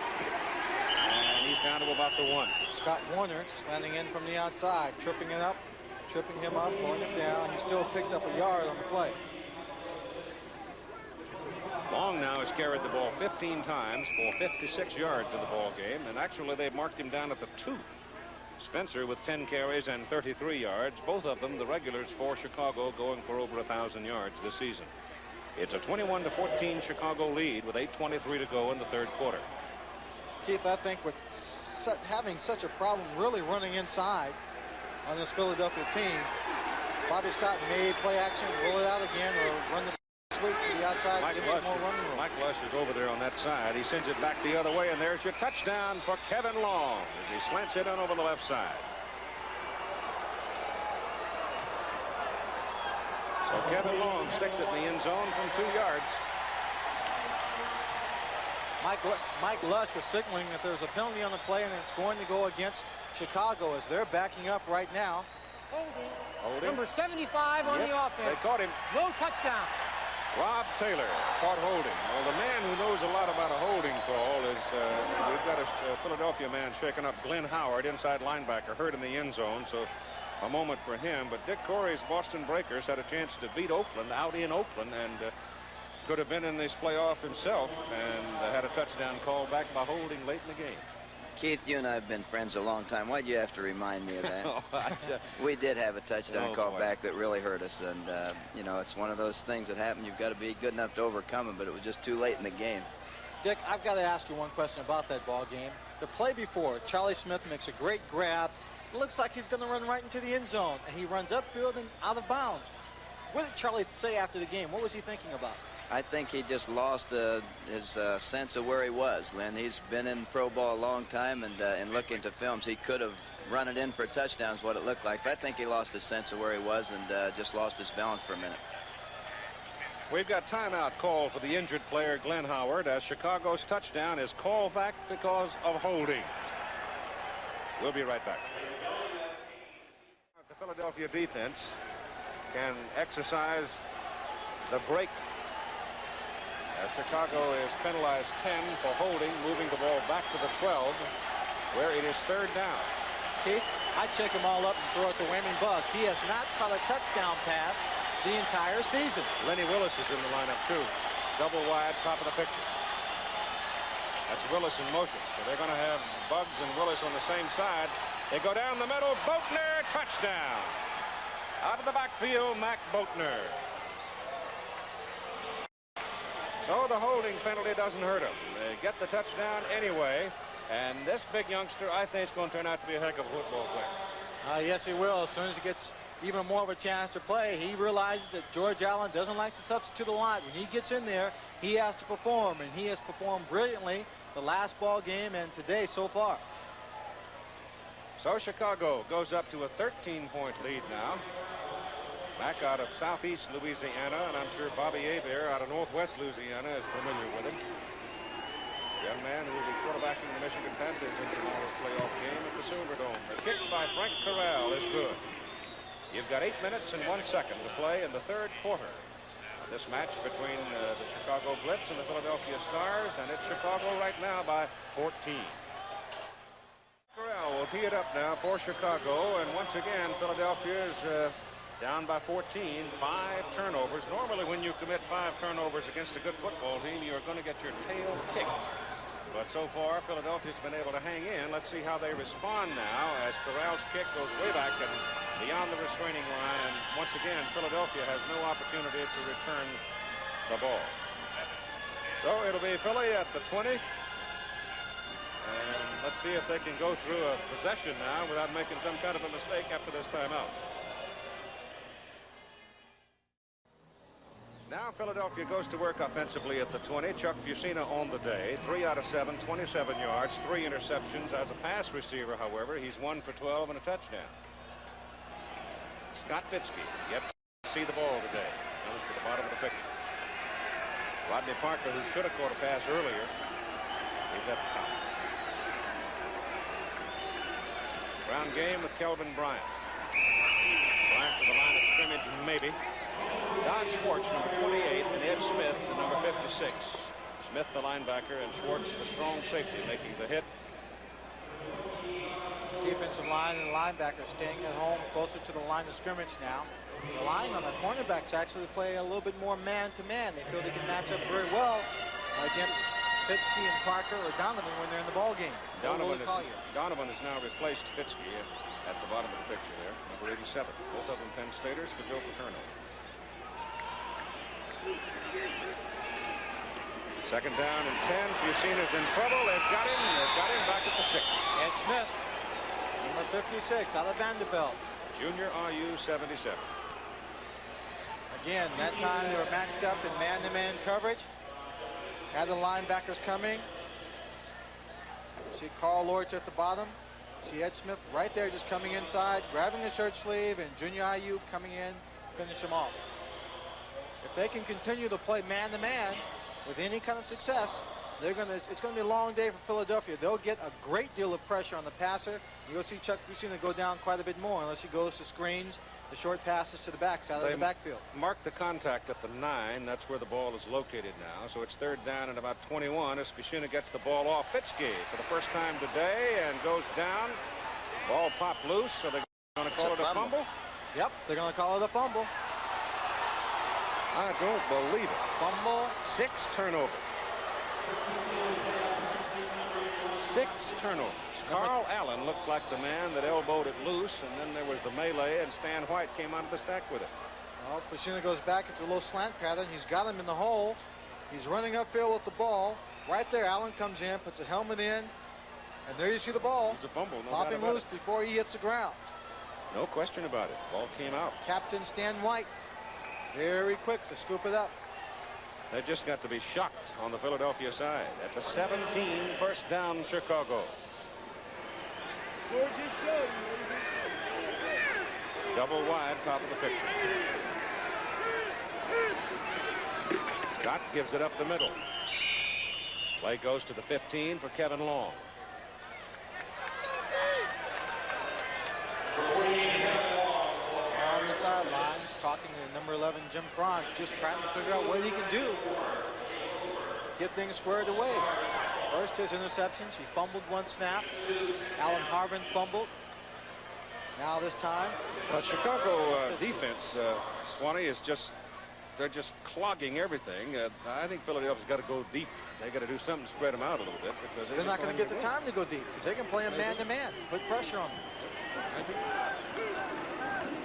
Scott quickly bumps, delivers. Oh my goodness! Mike Lush had nothing between him and the goal line except a warm summer afternoon, and he couldn't quite get a hold of it. No, Mike Lush that time had a good angle to pick this ball off.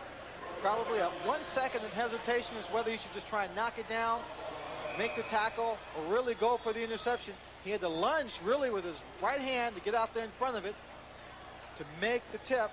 If he could have tipped it up in the air, gave himself a little time to run underneath it, he would have been long gone. We would have been up here jumping up and down in the booth screaming what a great play it was. The 15. 3rd down and 8. Scott back. He's got bugs and misses. It's amazing people travel so far just to run a mile. You tell he's a football player. Well, you were a track man. Here comes David O'Reilly on a short kickoff as Corral shanked it. David took it at the 15 and brings it back to the 31. And all 8 of Philadelphia's previous possessions have ended either in the 2 touchdowns or, if you like the dark side of things today, 6 turnovers. It's kind of hard to believe that they would get themselves in this position in a playoff game. But not a team that's been heavily penalized throughout the year. Certainly they've kept their turnovers down to a minimum.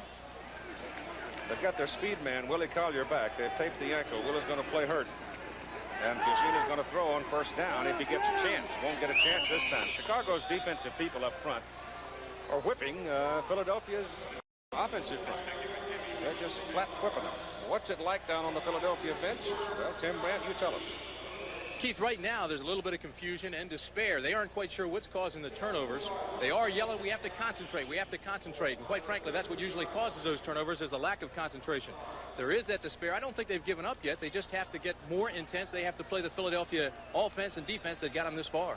2nd down and 8 from the 33 for the Stars. Pressure again. Fusina gets it away. Kelvin Bryant. Stan White can't turn him in, and now he gets some help. And there's a gain. There's a penalty flag. That's going to be a penalty against Chicago, I do believe, and that's going to move Philadelphia upfield into the Chicago side of it.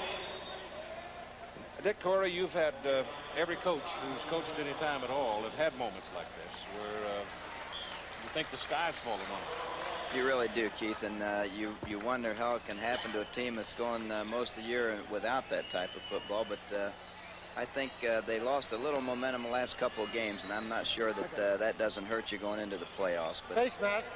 Number 52 on the defense. You can't explain it sometimes. 5-yard penalty. First down. Inadvertent face mask. They mark it off 5 and move it up to the 44. Anytime you have a running back who can just stay up and drive like Kelvin Bryant, you run the risk of having someone grab that face mask or not hear the whistle as he's struggling to get some extra yards. First down. Ronnie, bury him, Ronnie! Here goes Bryant around the corner. And again, you see an example of, and again, another penalty flag. This one's going to go against Irv Eatman. Yep, I think you're right. Irv Eatman, in his exuberance to get out there, looked like he just pushed someone in the back. That play almost did not even get off. Kit Lathrop came storming through, had his arms around the waist of Chuck Fusina as he just barely reached Kelvin Bryant for the handoff. You know, Chicago's is now beginning to rankle Irv Eatman's hide. Wasn't any question but what they're going to do a lot of working on him. The Carl Arch, who, as you said earlier, had head slapped him the whole game the first time they played. And I think they've got Eatman all tackled up now. See him right there. Kit Lathrop just missing the sack. Irv Eatman, 75, right in the middle of your picture, right behind Kelvin Bryant.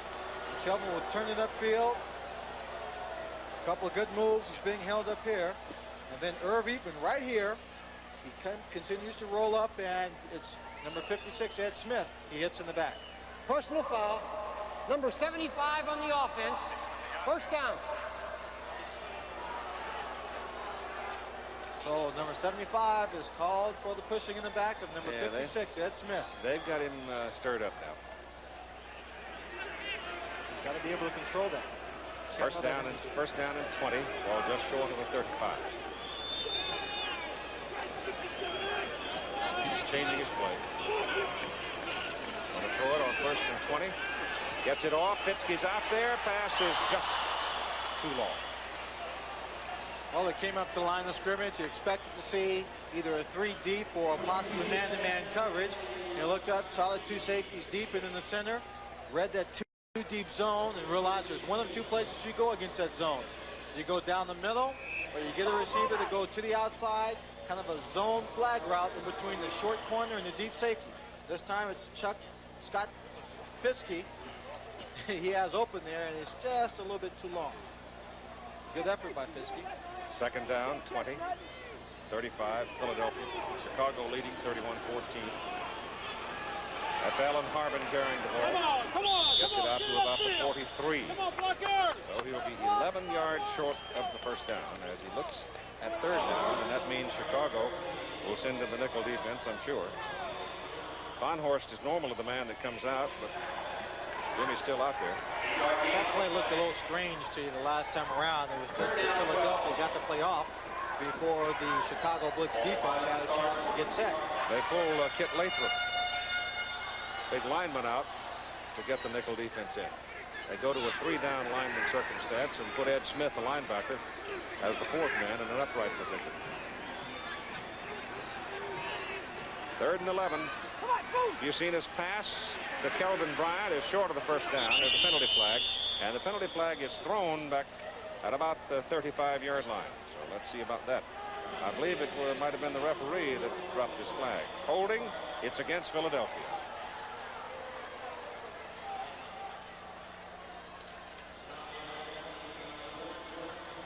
See Kelvin Bryant having some words there with Stan White.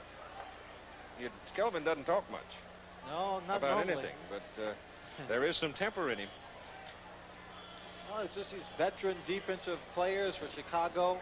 They've been around a good while. Stan White, Carl Lorth, Kit Lathrop, Junior IU. And they're just trying to intimidate them, get them as riled as they can, and force them to make some mistakes. And right there. Number 70 on the offense. A takedown. 3rd down. That's rather. Glenn Howard hurt earlier in the end zone. Big linebacker for Philadelphia. He's with Tim Brandt right now. Keith, it does not look like he's going to be back. What did the doctor say, Clint? I sprained it down on the 3rd play of the goal line down there. And I don't know, it's pretty sore when I got up to walk around. They put a splint on it, but it was still pretty sore. And it's doubtful whether I'll be back right now, I guess. Okay, Keith. They'll miss him. 3rd down, 25. You've seen his pass. He's got a man wide open. The pass is complete. The pass is good to Willie Collier for a first down. So Collier playing with a sprained taped ankle, shakes himself loose and comes up with a big play. Look at the protection Chuck Fusina gets here. Pocket does a great job. He steps out of it. Willie Collier just traveling the width of the field on the crossing route. See him right there. Fitzke running the route on the sideline. Willie Collier across the field. Gets open. Knows he has the first down when he makes a catch. Falls down. And this team now has a first down. 3 minutes to go in the third quarter. 31-14. Philadelphia desperately needing some points. Give it to Alan Harbin. Harbin missed in the backfield. Turns upfield and gets about 3 yards to the Chicago 40.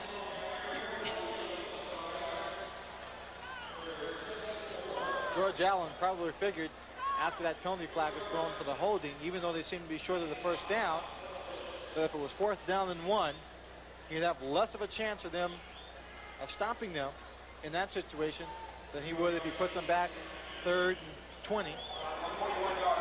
There's the Philadelphia offense coming up with the big play.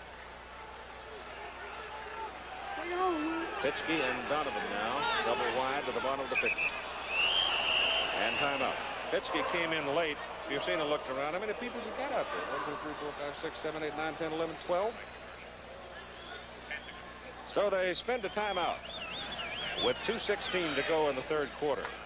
You hate to spend a timeout at this point when you're down by 17. Second down coming up now for Philadelphia. 8 yards to go. They have marked the ball at the 41.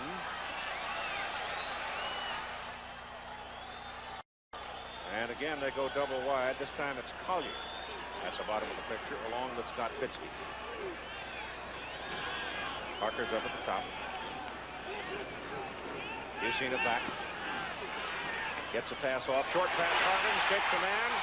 Makes the gain to the 25. Goes to the 24. So Alan Harbin, having a fine day, is finally brought down by Eddie Brown and Stan White. That's the kind of play they've got to have. It nullifies that pass rush because he gets it off very quickly. You've seen just a little sidearm passer as he steps away for some pressure. Finds Alan Harbin just sitting to his left. And Alan Harbin turns on the Jets and picks up some big yardage. Ball is just short of the 14. It is a first down for Philadelphia. Short of the 24, I should say. Ayu now steps inside.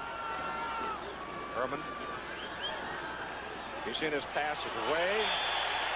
Now there is some concentration as Scott Fitzke turned inside, and he had outstanding coverage from Carl Allen, but Fusina had enough zip on the ball to get it to it. And Carl Allen is lipping on the play. Just a little slant route. He breaks on the inside. Excellent concentration in traffic. He's hit just as he catches this ball. That's the kind of play they need from their wide receivers. And they're down by 17 points, and they're in scoring territory.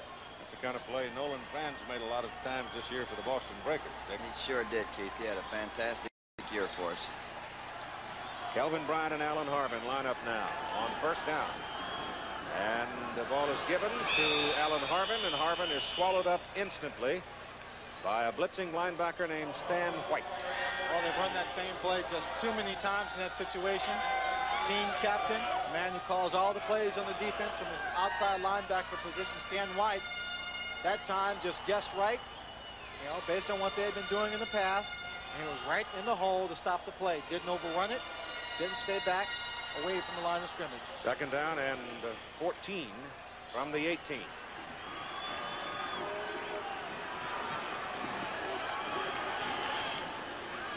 Same play. And again, nothing. Loss of 2 more yards. That time, George Allen's defense was in the blitz. Number 64, John Lee. It's the man who made the tackle. You're watching another exclusive of ABC Sports. Into the third quarter. Scores Chicago 31, Philadelphia 14. Back for the final period after this message and a word from our local stations. Quickly to recap, the Philadelphia Stars, Atlantic Division champions, best record in the USFL's first season, 15-3, getting whipped by Chicago. We've got 15 minutes to play. Philadelphia owns the ball, trailing 31-14, third down, 16 at the Chicago 20. The winner plays the winner of the Michigan-Oakland game, July 17, Sunday night for the championship. And Fusina will throw. He has time, but then finally runs out of it. He can't wait all day. Stan White finally hand-fought his way through the blocking, and he drops the Philadelphia quarterback, sacking him back outside the 25. Well, when you look at these third quarter stats, you see that Chicago and Philadelphia pretty even on time. Chicago has less yards overall. But what it doesn't tell you is field position, and turnovers. Chicago has had the ball, the plus 34, the plus 17, the minus 16, the 41. They've had excellent field position throughout this game because Philadelphia just handed them the football. Field goal try from David Trout. A lot of leg on it from 42 yards. He splits the uprights, and so Philadelphia settles for 3 to make it a 31-17 ball game with 14:35 to play. Philadelphia, which historically has been a strong fourth quarter team, now back within 2 touchdowns. 14:35 to play in this divisional playoff game. Michigan and Oakland waiting. They play tomorrow at the Silverdome. The winner here goes on to Denver to meet the winner of that game on Sunday night, the 17th. Lenny Willis is the deep man at the goal line as Dave Trout approaches to kick it off for Philadelphia after his 42-yard field goal, and he just knocked it to Delaware, so there will be no return on it. And once again,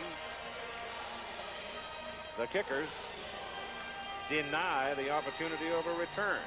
Speaking of kickers, Sean Landetta, the Philadelphia punter, has not been in the ball game.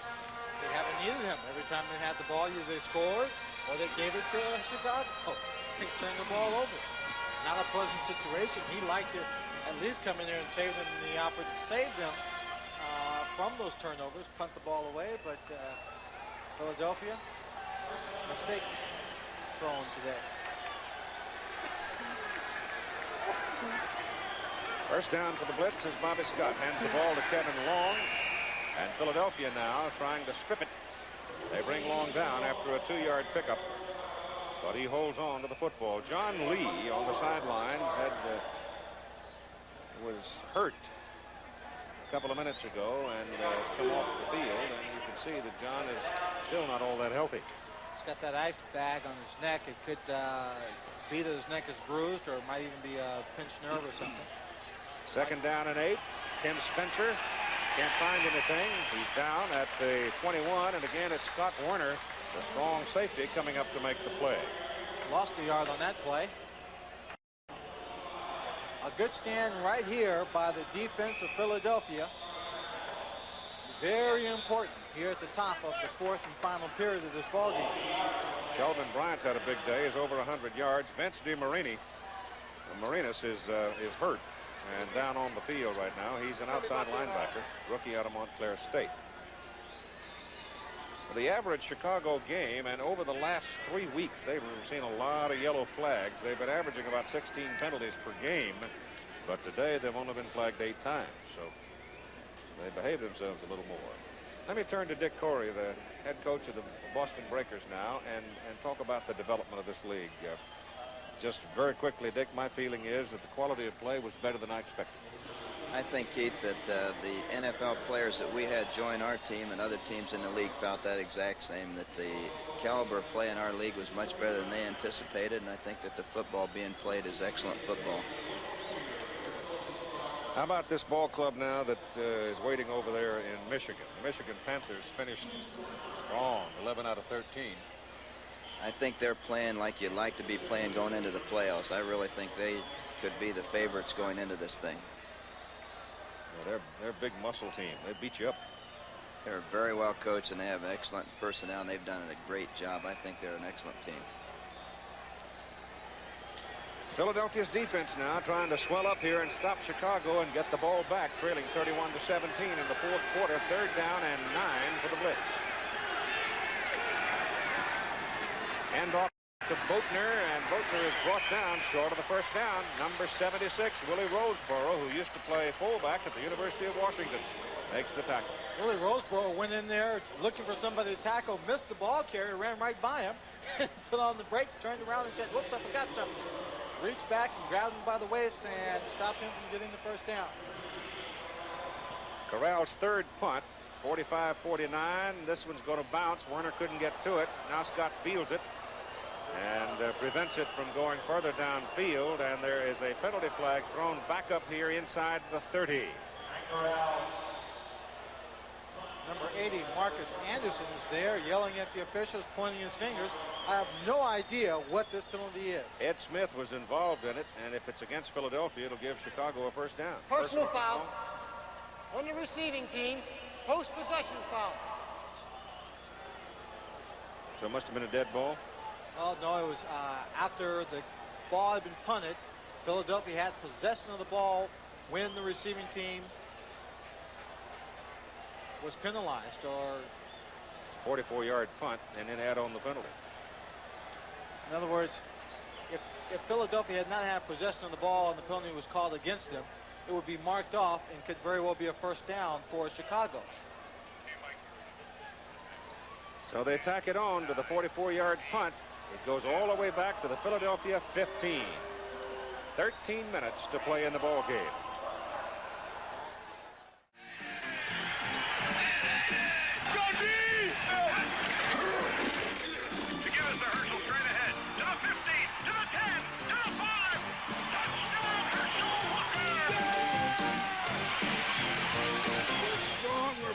If we stick together. Let's go.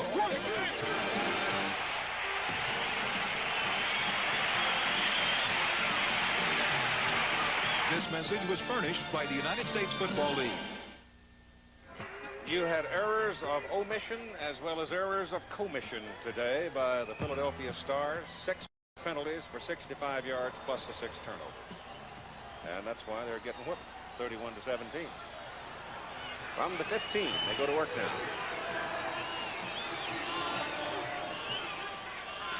Yusina's got to throw. Throws it with something on it, and he's very lucky to get it back. Carl Allen coming across, almost picked it off in front of Fitzke. Well, Carl Allen wasn't going to get too far off Fitzke. Fitzke doesn't have that blinding speed that had Carl Allen having nightmares when he was playing against Anthony Carter and the Michigan Panthers a couple of weeks ago. Just stayed right with them, knowing they have to pass the ball, waiting for him to make his break, and playing it accordingly from that point. Willie Collier is the only Philadelphia speed man in that offensive unit. They just don't have that real burning speed. With the sore ankle, he's not going to motor it down too fast either. Well, he goes back to Fitzke, and again, Allen is involved and could have had another one. That was a quick slant. I don't think Allen could have picked that one off. Scott Fitzke got his body between the defensive back and the ball, but Carl Allen came up and was able to knock it away from him. Coming down, looking inside. That's Donovan. Excuse me, yes, Donovan. And right there. Well, it's a good it's a good thing Donovan didn't hang on to it. He might have got up and run for a touchdown. 3rd down, 10. This could be one of those plays they'll talk about right here. Pass is away. The pass is intercepted. Allen finally gets it. He had 2 misses, near misses, and finally he comes up with it. And he runs it back to the Philadelphia 9-yard line. And Ted Dietrich, the majority owner of the Chicago franchise now, dares to celebrate a little bit on the sideline. Well, Keith, you're right. It'll be a play people will talk about. They might talk about it as the straw that broke the camel's back. Carl Allen, a man who was just whipped solidly by Anthony Carter and Derek Holloway in Michigan, vindicating himself in this ball game, playing excellent defense. He is in better position than Fitzke to make this catch. He just steps up in front, picks it off. A very poor pass. And now his team has possession of the ball. Chicago Blitz inside the 10-yard line. 1st and goal from the 9. Spencer and Long are the setbacks, and Kevin Long's got it. Look at this. Just stepped away from the tackle and runs it down to the 2. Philadelphia is a whip football team right now. Well, the offense is whipped. The defense is just darn mad. They're darn mad because they've had to play most of this ball game. They haven't had good field position for the defense.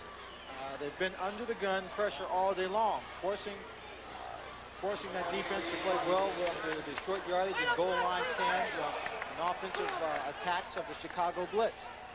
Here again, instead of having Sean Lundell come out into the field and punt them out of trouble, they have to face a very strong, confident Chicago offense on their own 1-yard line. 2nd down and goal.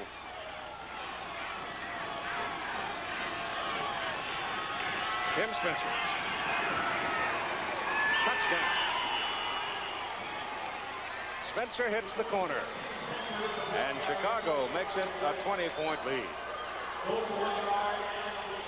I believe that's the first time this year that Philadelphia has been behind by as much as 20 points. I would say so, and if Frank Corral is on as he has been all day, it'll be 21 soon. Tom Rosance to hold for the extra point. Take another look at Tim Spencer as he just paced himself and waited for the help and then hit the corner. They buried the defensive line inside, and once he got to the outside with only a yard to go, his momentum, his size would carry him in no matter who was out there.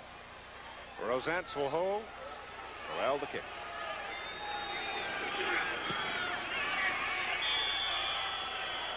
"12 minutes and 4 seconds to play in the football game, and the Chicago Blitz lead the Philadelphia Stars by a score of 38-17. And Dick Corey, are you surprised at this? Keith, I'm surprised at the score, no question. But I thought that Chicago had an edge because it's hard to beat a George Allen team twice in one season. And as I said, they lost a little of their momentum. Chicago had to keep fighting to get into the playoffs, and I think that's a big edge. The attendance today very poor for this city and for this particular ball game, 15,684. How difficult would it be to beat them 3 times in a row? Very difficult, but I think that that team that might have that opportunity it's possible for them to do it if they get by Oakland. Of course, talking about the Michigan Panthers, who again are in the Central Division along with Chicago, beat them both times when they met in head-to-head competition. If they should play and win tomorrow, beating him 3 times in a row is going to be pretty darn tough. Not really, the odds aren't really in their favor. Well, it was 17-12 in the first game early on, and the last time they met, Michigan just kicked them sideways, 34-19. Before they get a chance to play the winner of this ball game, they got to beat the Oakland Invaders, and John Ralston has a few ideas of his own. You can bet on that. High hanging deep kick, Harvin running way back, and it'll come out to the 20. So Frank Corral has done a heck of a job. He has knocked that football in the end zone every time he's kicked it off today. Not one single Philadelphia return of a kickoff. And he's kicked a field goal and done a good job punting the ball. Not his fault that Scott Warner returned them so well. 1:30 Eastern time tomorrow for Oakland and Michigan out of the Silver Dome. Chuck Fusina gives the ball to Kelvin Bryant. Bryant dancing around, churning and wiggling, and comes on out to the 26 for a 6-yard pickup on the play. Trying to catch the Chicago defensive people, overrunning them a little bit, and pop Kelvin out of there. I imagine coming into this ball game, quite a bit of anxiety, a little tension. Part of Philadelphia with the best record overall, coming into this ball game, facing a tough team in Chicago Blitz, not wanting to lose it after coming so far. And then at this point, seeing it just drifting through their grips because of their own mistakes. Second down and a short 4. Fusina gives it to Harvin. Harvin trying to get around the corner, and he's short of the marker. It'll be 3rd down and short. Well, credit Messrs. Lorch, Ehrman, Lathrop, and RU for the job done on the front, and John Lee before John was hurt. They have really done a job. Those big 4 up there have just simply nullified any consistency by the Philadelphia offense. They were only able to get a good drive going and good offensive productivity in the second period on the legs of Kelvin Bryant and Alan Harvin. After that, no offense whatsoever. 3rd down, 3. Fusina's pass goes over the middle. Pass is caught. Penalty flags are down. The pass is good to Parker. And let's see about the holding call. It's going to be a takedown by number 61, Rich Garza.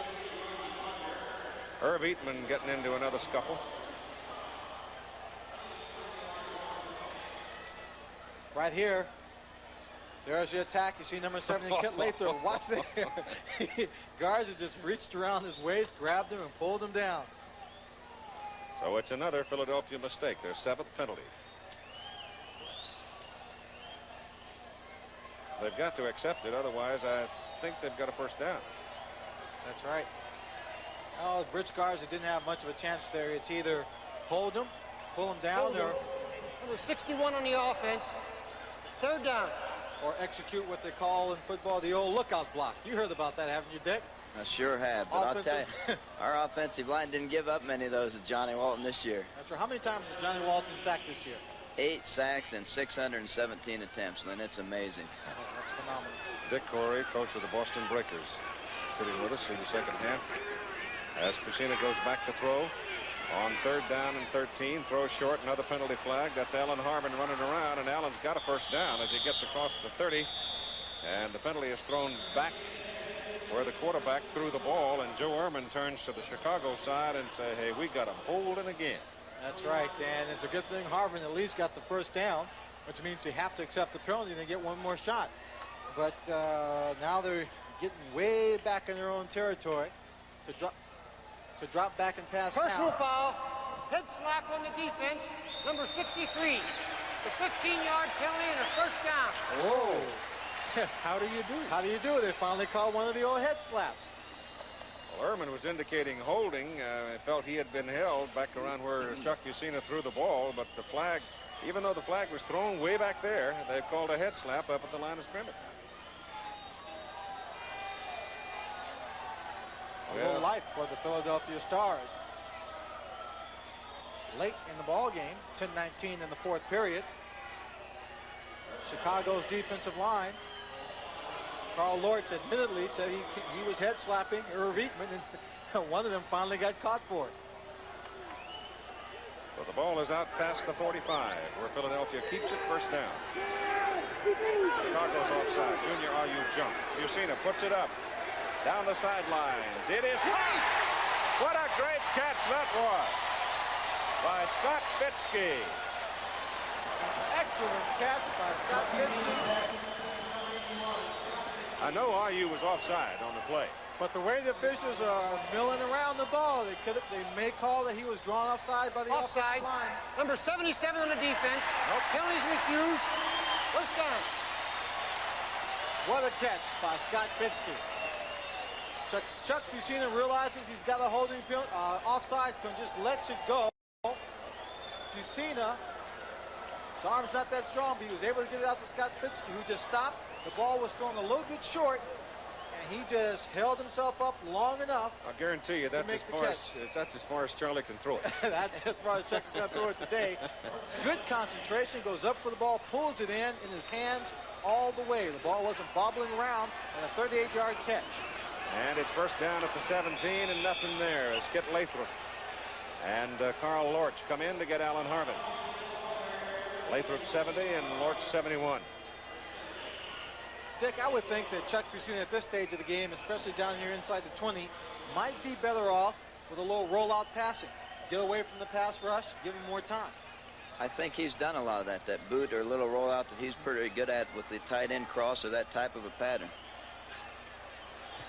Jim Moore calling all the plays from the sideline. Second down and 10. Passes away over the middle for Fitzke. Touchdown. Hail Mary, full of grace. Chuck Piscina threw that ball just before he got knocked right on his back. 18 yards. Let's give credit to Scott Fitzke going up in the air to make that catch.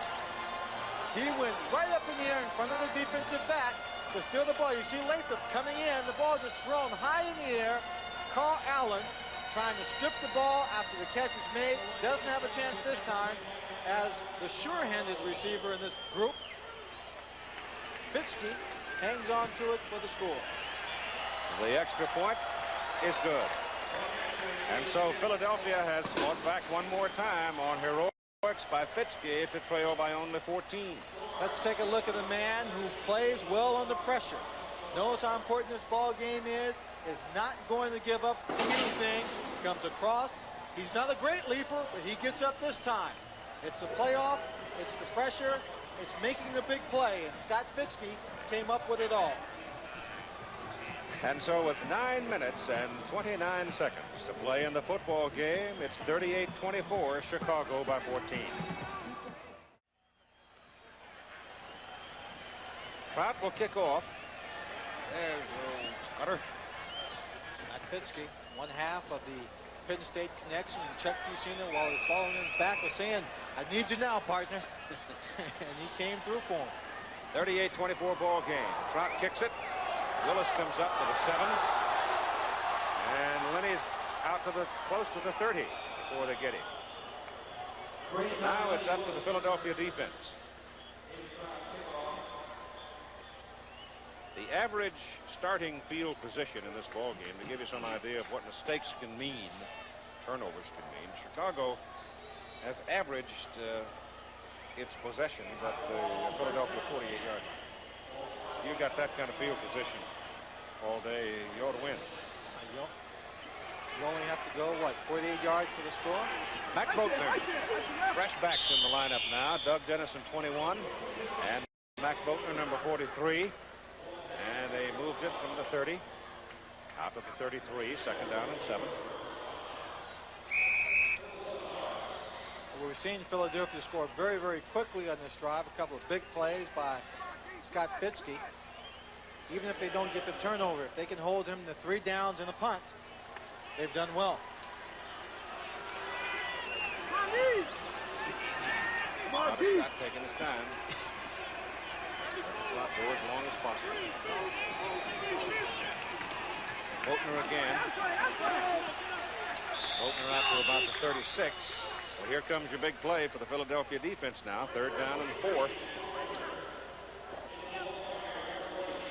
Bobby Scott will try and use up all the time he can. Use up that 30-second clock. Let it run down to about 5 seconds before he calls the play off at the line of scrimmage. Chicago 4 out of 9 on 3rd down conversions today. Wayman Buggs comes out to the bottom of the picture. Wayman still hasn't seen the ball today. Scott Werner steps into the middle. He wants to blitz. Pass is away down the sidelines for Tremaine Johnson. Intercepted. Jonathan Sutton.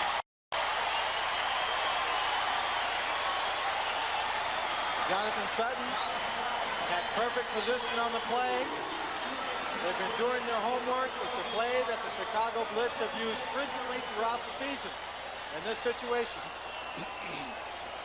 Jonathan Sutton had him covered short. There was help over the top. He tries to go to the outside. Bobby Scott trying to throw the quick takeoff to him.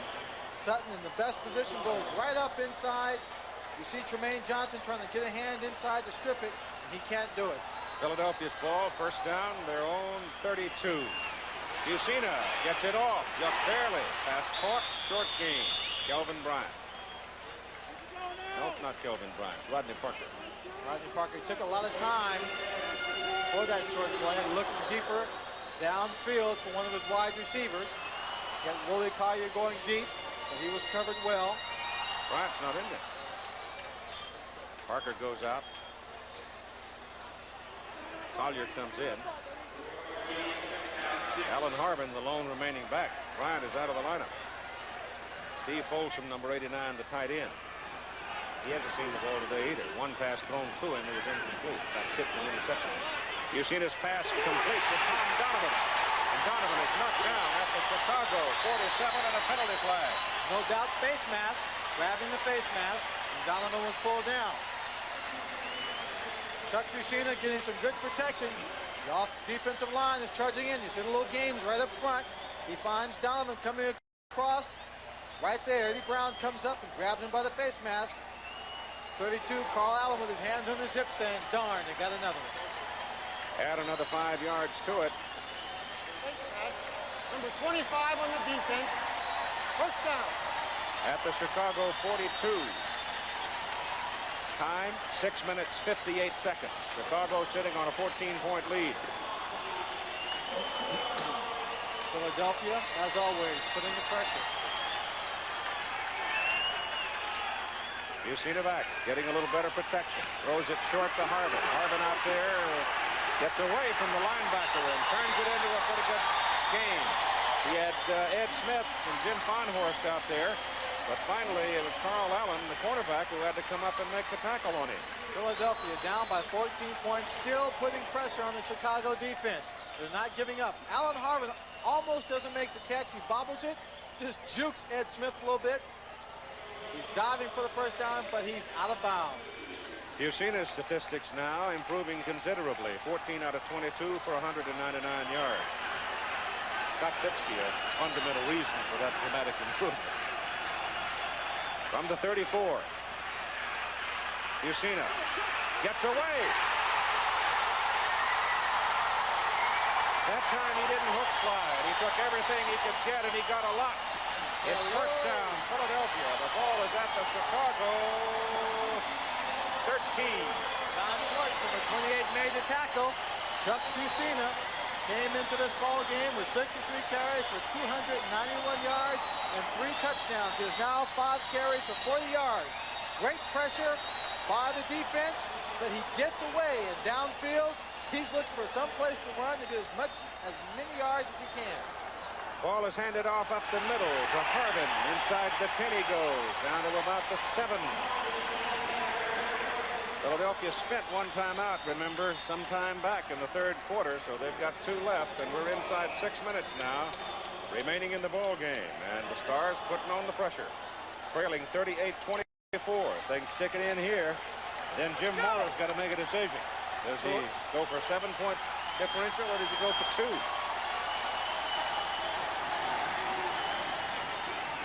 That's Harvin again, inside the 5, down to about the 3, close to a first down. Alan Harvin, playing with a great deal of enthusiasm throughout the ball game, continues to do so. He carries the ball, makes good yards, then pops out of that pile, saying, hey, we've got him, let's keep it going. Here again, he drives right through, he gets the first down, struggles for it. You see the yard mark on the other side. 5 defensive players to push little Albert out. Little Albert. I can't even say his name anymore. 16 for 62 now, Harvin. The ball is marked first and goal. It is at the 2 of Chicago. Booker Russell is in at fullback. And Chuck Fusina rolls it out, throws it. Touchdown, Rodenberger. Jeff Rodenberger, number 34. Philadelphia Stars, who were losing to Chicago May 15, 24-10, scored 21 fourth-quarter points to beat them 31-24. Just a few minutes ago, they were behind 38-21. Chuck Fusina had them all full there. I would have sworn he would have just run the ball up the middle, but a little play-action pass, and he hits them at 34. Jeff Rodenberger for the score, and that's a happy man right now. His first touchdown reception of the year as Dave Trout comes in now, trying to make it a 7-point differential. It is good. With 4 minutes and 59 seconds to play in the football game, we've got a game. Chicago 38, Philadelphia 31. Well, they now make it a 7-point ball game, and this is as close they've been since the first quarter. The question now remains, after this touchdown, if they can come back after holding Chicago score again, will they go for 1 or will they go for 2? The win or the tie? Jim Morrow is a man with courage. I think he'll go for the win. We'll be back. Stand by for a Garrison finish, I suspect here. Lenny Willis goes back for Chicago. Dave Trout will kick off for Philadelphia. When it looked like the Stars were whipped ball club, Scott Fitzke makes 2 great plays and puts them right back in the ball game. And they just catched another one off the interception by Sutton. And Harvin is becoming the star of the ball game. Trout will kick. And Dave hits a low liner that Willis watches go through the end zone. And it'll be Chicago first down at the 20. The numbers on Harvin. 16 for 62 on the ground. He has caught 4 passes for 47 yards.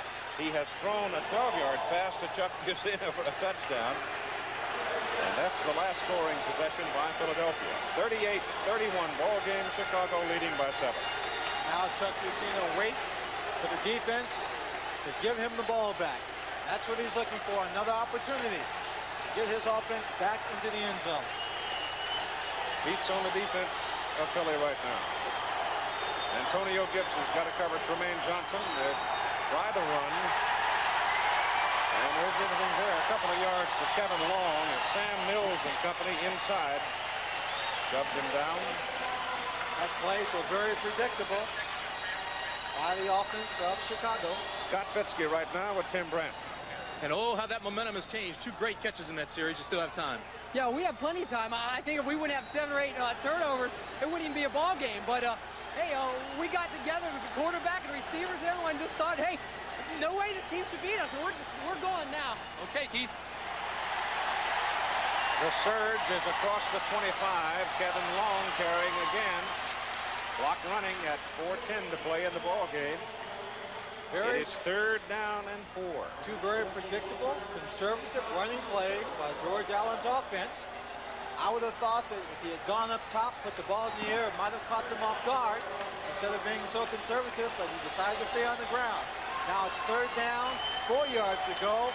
No doubt he will put the ball in the air. Let's see if Philadelphia can hold it. Ricker might be the man. Johnson and Bugs come to the same side of the field, leaving Lush and Gibson to cover them. The linebacker steps outside to help. They run the football. They're short of the first down. They've got a punt. Oh, Coach Corey. I'll tell you what, this is great USFL football. Would you have run the ball 3 times in that situation? I'm not going to answer that. You got to give credit to Jim Moore, though, and this Philadelphia team just staying right in there. Chicago man hurt on the play. Time call for him.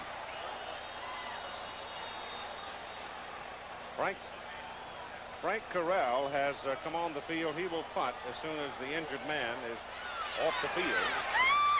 Chicago 38, Philadelphia 31. Philadelphia down by as much as 21 at one time. They have come back. It's Tim Spencer who is hurt and is walking off the field. This is for the ticket to the championship game in Denver, July 17, Sunday night, which you'll see at 8 o'clock Eastern Time here on ABC. Tomorrow afternoon at 1:30, we'll be over at the Silverdome in Pontiac to bring you the Michigan-Oakland matchup. Anyone would have thought, after seeing this ball game up to this point, that the Philadelphia team would not have a chance to come back. So many turnovers that resulted in touchdowns for the Chicago Blitz. Time and time again, when they were in scoring position, it was an intercepted pass. There was a fumble here, there was a fumble there. Chicago taking advantage of it. But now, in the 4th and final period, it's the heart and courage of Philadelphia that is coming through. 10 red shirts on the line. Corral spins it out of there. Warner chases it. Does not want that ball to hit the ground and catches it out of bounds right about the 29-yard line. You can't let that thing bounce at this juncture. And I guess Scott Werner, in my opinion, to be about as good a return man as you'd have. All through the year when we've seen low kicks, we've seen a lot of the punt returners who have not gone after it, picked it up. Scott Warner, every time the ball has seemed to be bouncing against him, will go after it to pick it up, and he'll take the hit, but he'll stop the ball from rolling further into his own territory.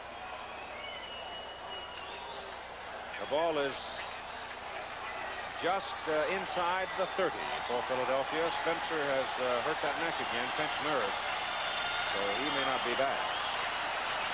First down for Philadelphia. Back goes Cucina to throw it. Joe Ehrman's after him. The pass is away. The pass is caught by Folsom, the tight end, and Steve Folsom falling down with nobody around him. That's the first time today the tight end has been involved in a pass reception. If he had not fallen down, he had a lot of room to work. Oh, my heart's pounding. Chuck threw this ball a little bit too high. It's a little, looks like it's a screen. Folsom goes up to catch it. He's wide open. Had he not fallen down, he would have had a clear shot at another 15 yards before meeting Virgil Ivers. Second down and 4. Fucina back. Pressure's on again. Pass caught by Tom Donovan. Donovan decked at the 40. He's got a first down. And now Fucina has run off 9 pass completions in a row. That time it was Ed Smith, number 56, who said hello to Donovan. Donovan, momentum on the pass route, carried him right into the open arms of number 56, but it's still a first down.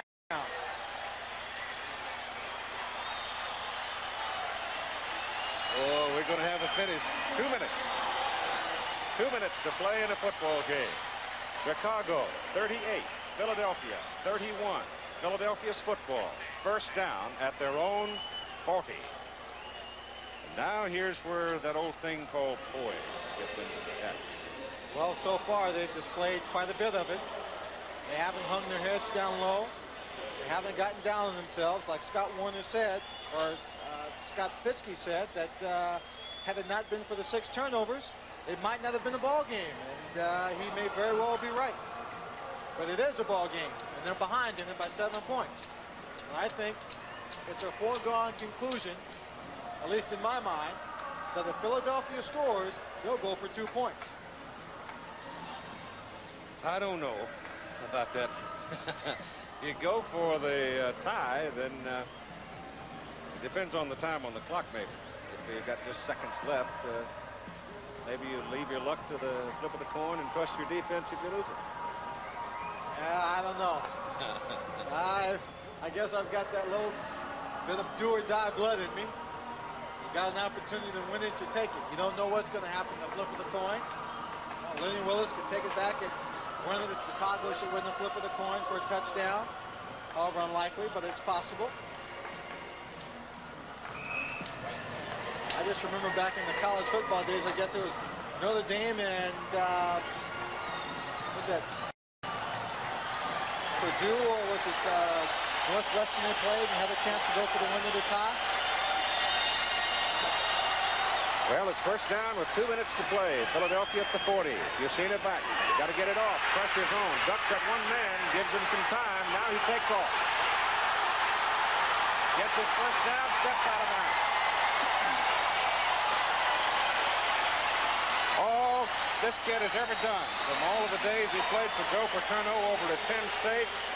And he didn't have much of a chance to do anything in the National Football League, but he's a tough guy to beat. He just wins football games. Here he gets away from the linebacker's blitz, gets to the outside, picks up some great blocks downfield. 6 carries now for 58 yards. Had he not lost his balance on the sideline, he could have still run for far more yards. A minute and 51 to play. 43-yard line. Alan Harbin, the lone remaining back. Philadelphia down by 7. Deep pass pattern, and it is incomplete. Collier trying to go deep against Virgil Livers, and with a very sore ankle, tightly taped, Collier just not able to run that one down. Collier running the post pattern in man-to-man coverage. The blitz was on. That time, if Chuck Fucina had been able to throw that ball across the field a little bit more, almost like a deep crossing route, Willie Collier might have had a chance just by his position, but overthrown. It wasn't a sack, and it wasn't picked off. Philadelphia's offense now has picked up 388 yards in the last 3 quarters of play. With a minute and 45 to play in the game, they trail by 7. 38-31 Chicago. The referee stops it, Bill Parkinson, for a moment. And now the chains and everybody's set and ready to go. 9 seconds on the 30-second clock.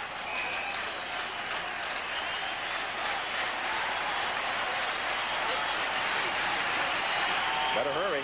Just gets it off in time. Passes away. Passes caught by Scott Fitzke. Fitzke can't get to the sidelines, but he's down. First down at the 24. The clock stops now as the chains are moved in the USFL with 1:38 to play. Watch the move here by Scott Fitzke. Clutch receiver in this ball game. He comes inside behind the coverage of number 25. Makes a catch. He spins on number 32, Carl Allen, and now it's a race. Stops to make a move, and Eddie Brown's there to drop him on the turf. Yasina back again. Fitzke, 5 catches, 97 yards. That pass is incomplete. A little too low for Alan Harbin to hold on. So it's second down and 10 at the Chicago 24-yard line. Keith, you said this is a time when you find out about the poise of a ball club. Chuck Fucina standing tight in that pocket under the pressure of the Chicago Blitz. Found his open man, his old college teammate. A big play, puts the ball deep in their territory. He's going to still stand back in that pocket. They're going to have their ears back. He knows there's going to be a blitz, or at least an unbridled charge from the defensive line. Fitzke out for a moment. They give the ball to Harbin. He's trying to get around the corner, and he does to the 19, maybe the 18. Now time, 1:15 to play in the ball game. And it's getting a little tight again for Philadelphia. It's third down and a short 5. And they have called a timeout. They have one left. Well, they may feel they can go one-on-one with the receivers. Well, I'm sure at this juncture in the ball game, they're going to have to get a couple of people on that man right there, Scott Fitzke. What a finish. It was a yawner when he went to 21 points. You know, you figure, wait a minute, this thing is over, and then boom, boom, boom. Dave Burnson's scoring summary now covers a full page. If you can read it, then you can read Greek. Todd Barry, our spotter during the USFL season. We all look ahead to the championship game Sunday night, 17th of this month, 8 o'clock Eastern Time here on ABC. Oakland and Michigan tomorrow afternoon, 1:30 from the Silver Dome. And you know what, Swanee? We're not that far away from the start of the college football season either. We open September 3rd with the UCLA Bruins in Athens, Georgia against the Georgia Bulldogs. It's third down and about 4.5 yards for a first down. Fitzke is back.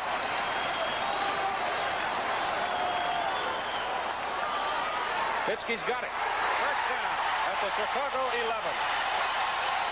Stops the clock. 1:08 to play. Did you think you would throw to anyone else?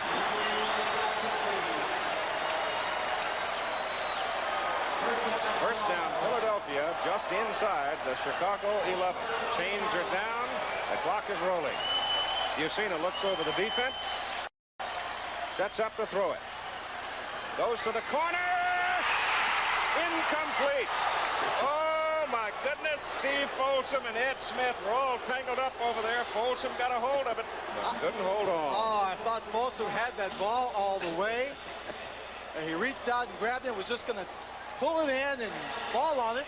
You see Fitzke right there running downfield inside. Folsom runs underneath him, then loops to the corner. You don't see it there, but the ball's thrown. Fitzke's probably had his fingers crossed. Thought it was a touchdown. Well, that spreads a little doubt, though. Now they flex Folsom out and give him another a yard or two of room to work. Fitzke and Folsom over there together. If you see this pass goes over the middle to Donovan. Donovan, touchdown! Tommy, and there's his flip. Tommy Donovan. Can you believe it? With 50 seconds to play in the ball game. Now comes the most important play. You don't think those other plays are important? Those other plays were crucial, but right now, with 50 seconds on the clock, Tommy Donovan, a great catch, good moves to keep his balance and stay up to get in the end zone. Trout is in the game. I told you he'd go for the tie. Trout is in the ball game. They're going for the tie. Let's take a look at the pass again. A quick route by Donovan. He steps over people. Watch this. Oh, you missed this little flip again there, but Tommy Donovan, a happy The hold man. is good. The kick is good. It's all even. Yeah. It's a tie ball game. I don't believe it. I truly do not believe it. Philadelphia.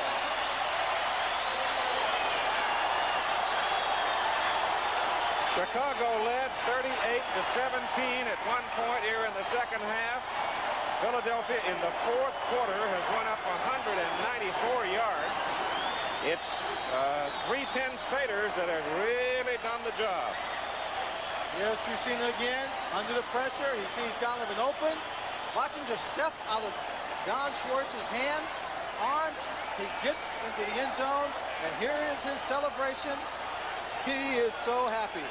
It's a tie ball game. When we come back, it will probably be overtime.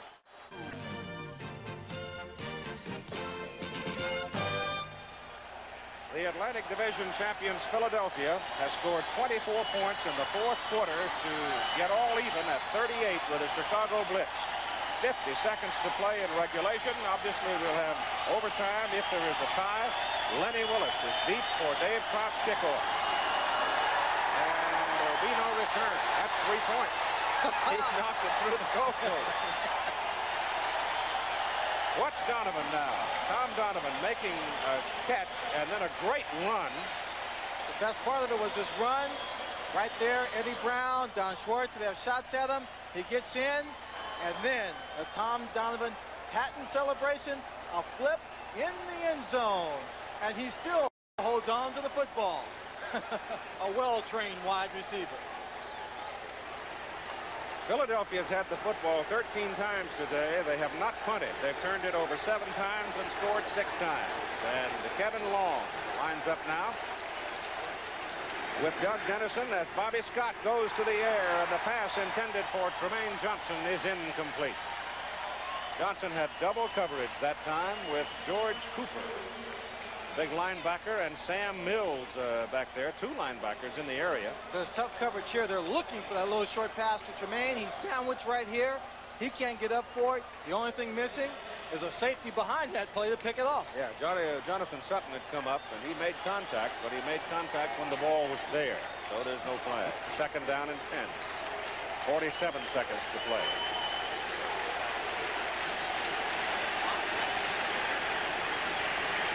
Got to watch out for Johnson. They give it to Dennison. Dennison gets 2 yards. Mike Lush, the free safety, coming up. And Philadelphia now spends its last time out. Philadelphia calls time, stopping the clock. 38 seconds to play. 3rd down and 8 for Chicago. Keith, I believe that had George Allen's team completed, Bobby Scott completed that pass to Tremaine Johnson, they probably would have kept the ball in the air again, trying to get downfield very, very quickly. It was incomplete. Rather than take a chance on the ball being picked off, rather than taking a chance of not running out a lot of time on the clock, he chose to run the football, keep it on the ground, play it safe, and work towards an overtime football game and take their chances there. Jim Moore, realizing this, calls a timeout. 38 seconds on the clock. They can run the ball. He can call another timeout and have one final shot at maybe getting the ball and maybe a long field goal by Dave Trout. Well, Philadelphia has had 194 yards in total offense in the 4th quarter. Chicago only 23. So George was sitting on that big lead, and he went conservative. Well, we talked about it earlier, and I asked Dick Corey if he'd run the same plays. He didn't give me an answer. I would not have. I don't blame you. It's easy to second guess, and head coaches ought not to second guess other head coaches. 3rd down and about 8.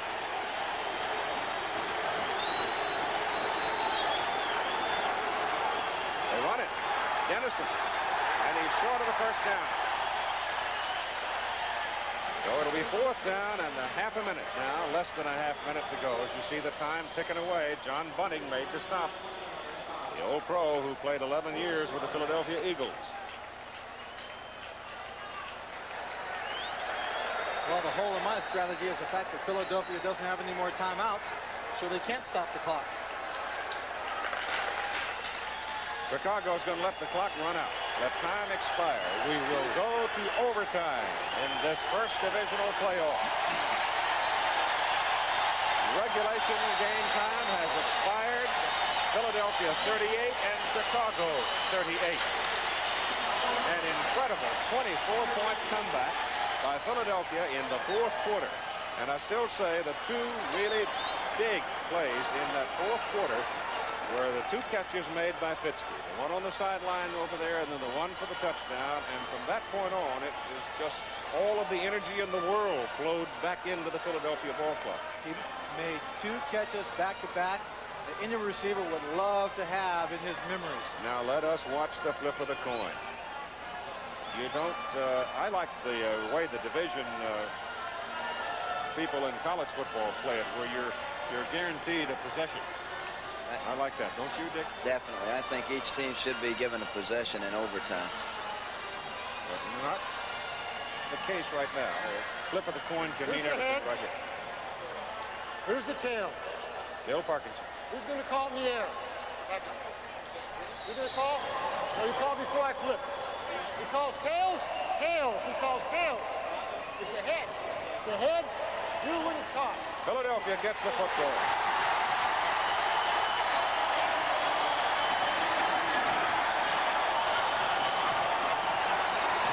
So Philadelphia will get the first possession. And Chicago will kick to them. We've played the regulation time. We're all tied at 38-38. Back with the overtime after this word from our local station. He goes. go to sudden death overtime. First team to score wins and will pack up and head for Denver next Tuesday. All even at 38 as Philadelphia comes from a 38-17 deficit to score 24 points in time in the fourth quarter. Each team now will have 3 timeouts. Wide World of Sports will follow us as soon as we get a decision.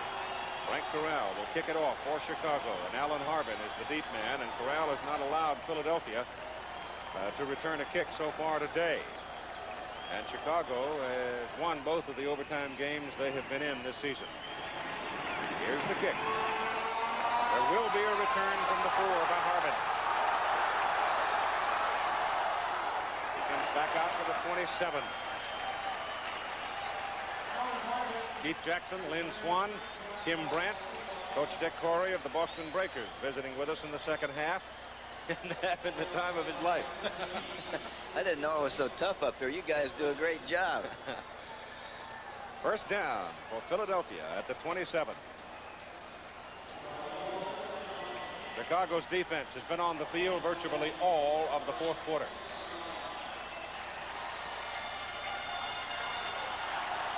David Riley and Kelvin Bryant and Alan Harbin line up in the backfield. Fitzke goes in motion. And Fusina rolls it out. Gets it across the 30 out to about the 32. That's 5 yards. Well, they're certainly not going to slow down the offensive attack. They're not going to get conservative by any means. They want to march the ball down the field, get there as quickly as possible. Swanee, let me ask you a question here. You see the total yardage regulation time, but let me ask, I think the important question at this point. Chicago's front. Lorch is 33, Ehrman 34, Lathrop the youngest at 26, RU at 35. Philadelphia's offensive line is younger, probably a little bit stronger at this point. And the Philadelphia team, or the Chicago Blitz, have been in a strong pass rush the whole time. Kelvin Bryant for a first down. And more. Kelvin Bryant has been sitting out the last series, so he is fresh, he is strong.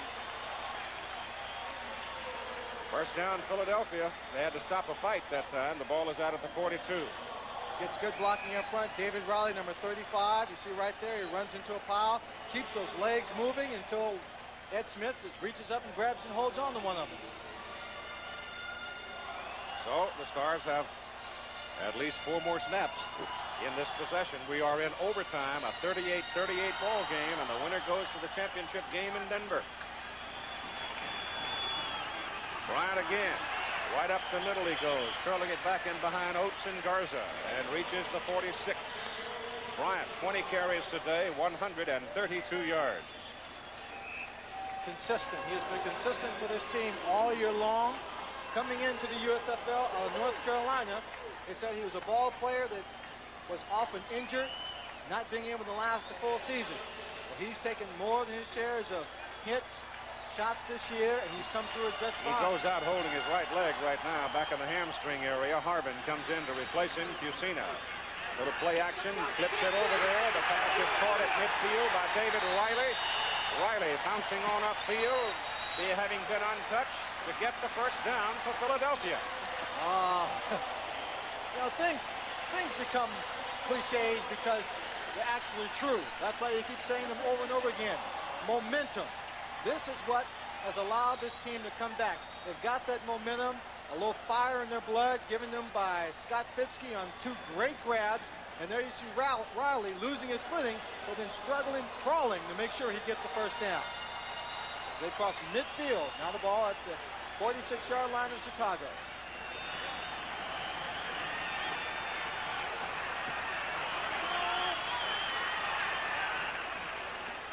Oh, there goes Riley. David Riley carries for the first time today, and he crosses the 40.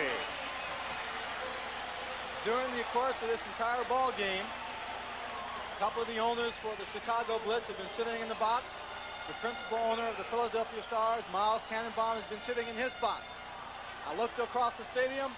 There's no one in their box. Those gentlemen are down on the sideline. Carl Peterson, the president, general manager of the Philadelphia Stars, he's on the sideline. Second down 4. Philadelphia just over the 40 of Chicago. Up the middle goes Riley again. He's short of the first down. 1.5. 1.5.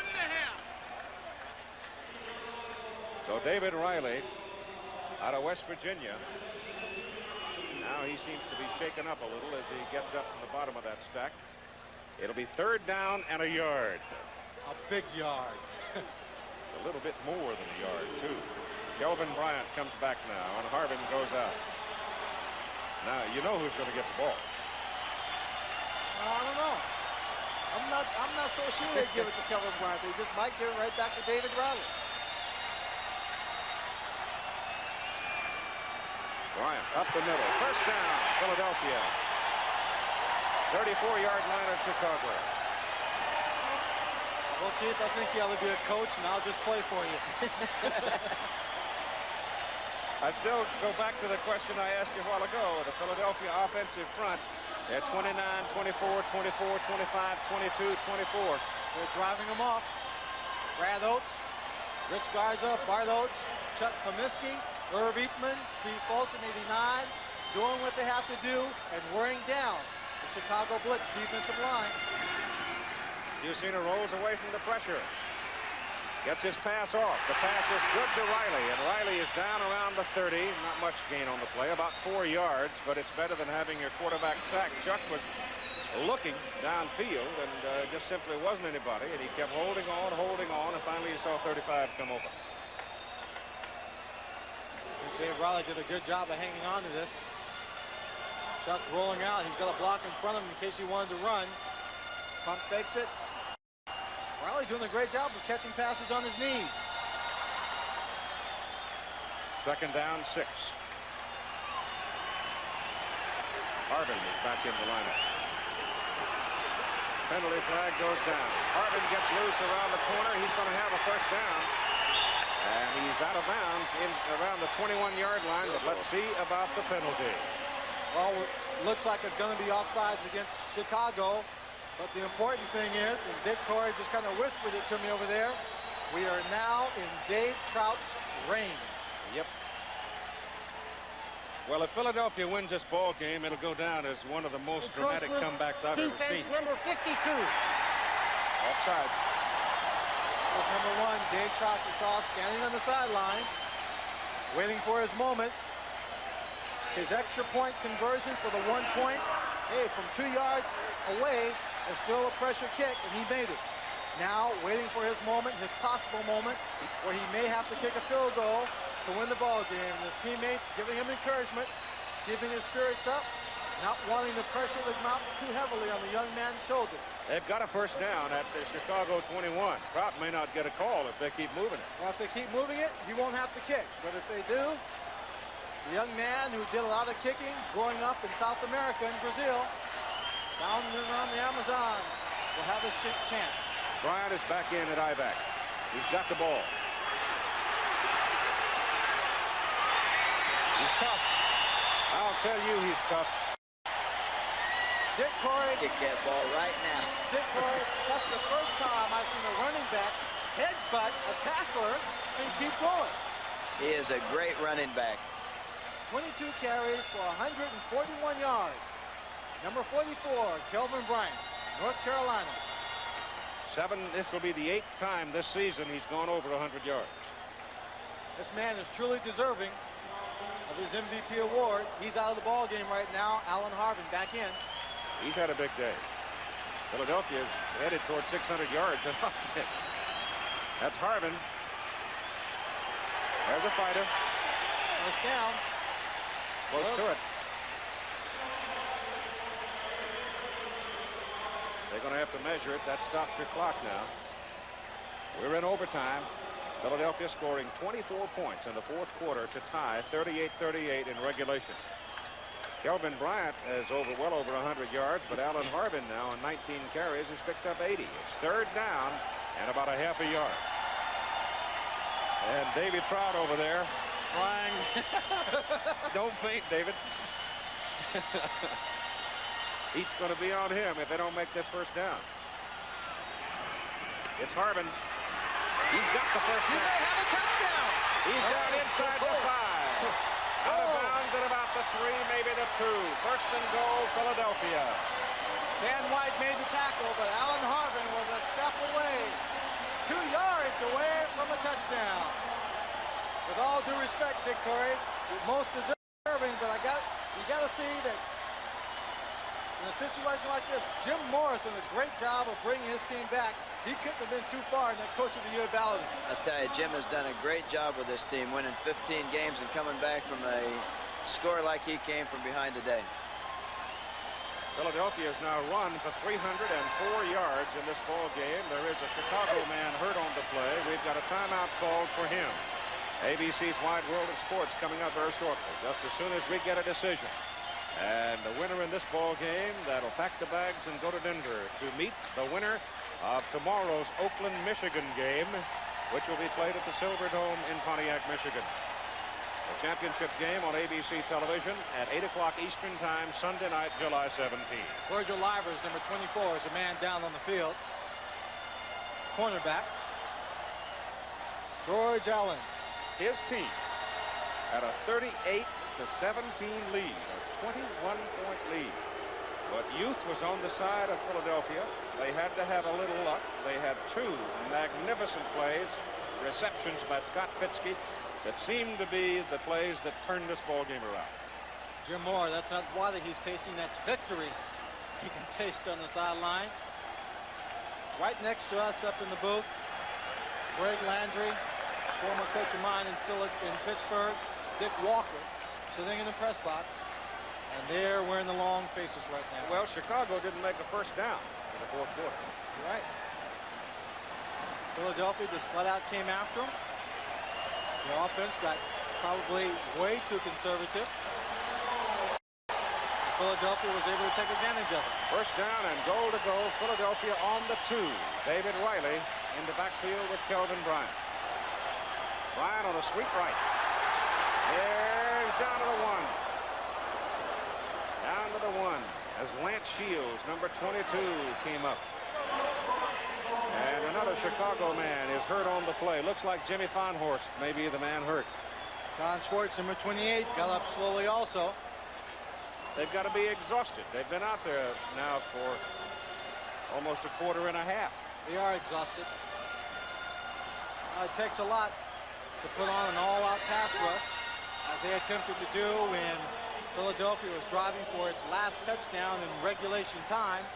And then to face the challenge of that young offensive line as they began driving on this march after the kickoff in overtime. It is Farnhorst hurt on the play. Probably fatigue as much as anything. That's when you become injury prone in football, is when you are tired. Well, the games they've played, the last 4 games they've played have been physical and emotionally intense ball games. Then the 100+ degree heat, the last 2 ball games they played at home. It's about 106 down there today. That's right. It will take its toll. 38-38, second down. Philadelphia in possession of the football. Well, those of you watching at home, you see what you missed? I'll tell you, there may only be 13 or 14, 15,000 people are here at the stadium today, but they have been thoroughly entertained by their home football team. And it looks as though their home team just may give them the victory. They're a yard away on second down.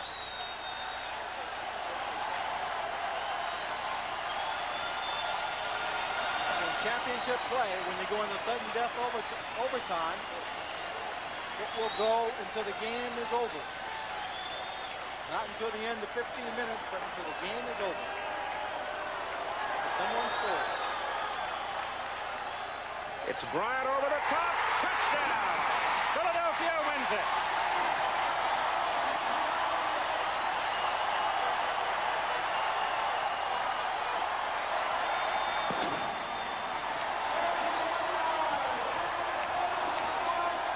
Being hoisted onto the shoulder of players. Scott Fitzke, Kelvin Bryant, Chuck Lucina, Alan Harvin, all being mobbed by these fans in Philadelphia. If it's capturing the hearts of the fans by great football, by championship caliber play, by phenomenal comebacks. Here's Tim Brandt, if we can find him in that melee.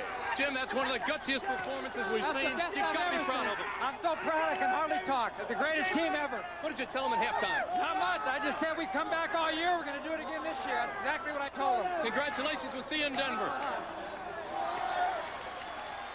And so you have seen, ladies and gentlemen, one of the more remarkable comebacks that you will ever see in a football game, whether it's Little League, college, or professional.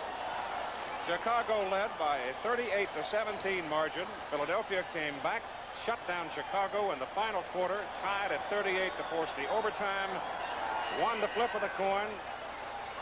They got a return the first of the ball game, and then finally it was their great running back, Kelvin Bryant, going over the top, tumbling into the end zone, and Philadelphia beat Chicago 44-38. Kelvin Bryant, he's played injured, he's played tough, and as Dick Corey said here during the second half, he is a man that plays hard 100% of the time, and he never gives you less than that 100% effort. So your final score, Philadelphia 44, Chicago 38. Philadelphia will meet the winner of tomorrow's Oakland, Michigan game, which you will see here at 1:30 Eastern Time.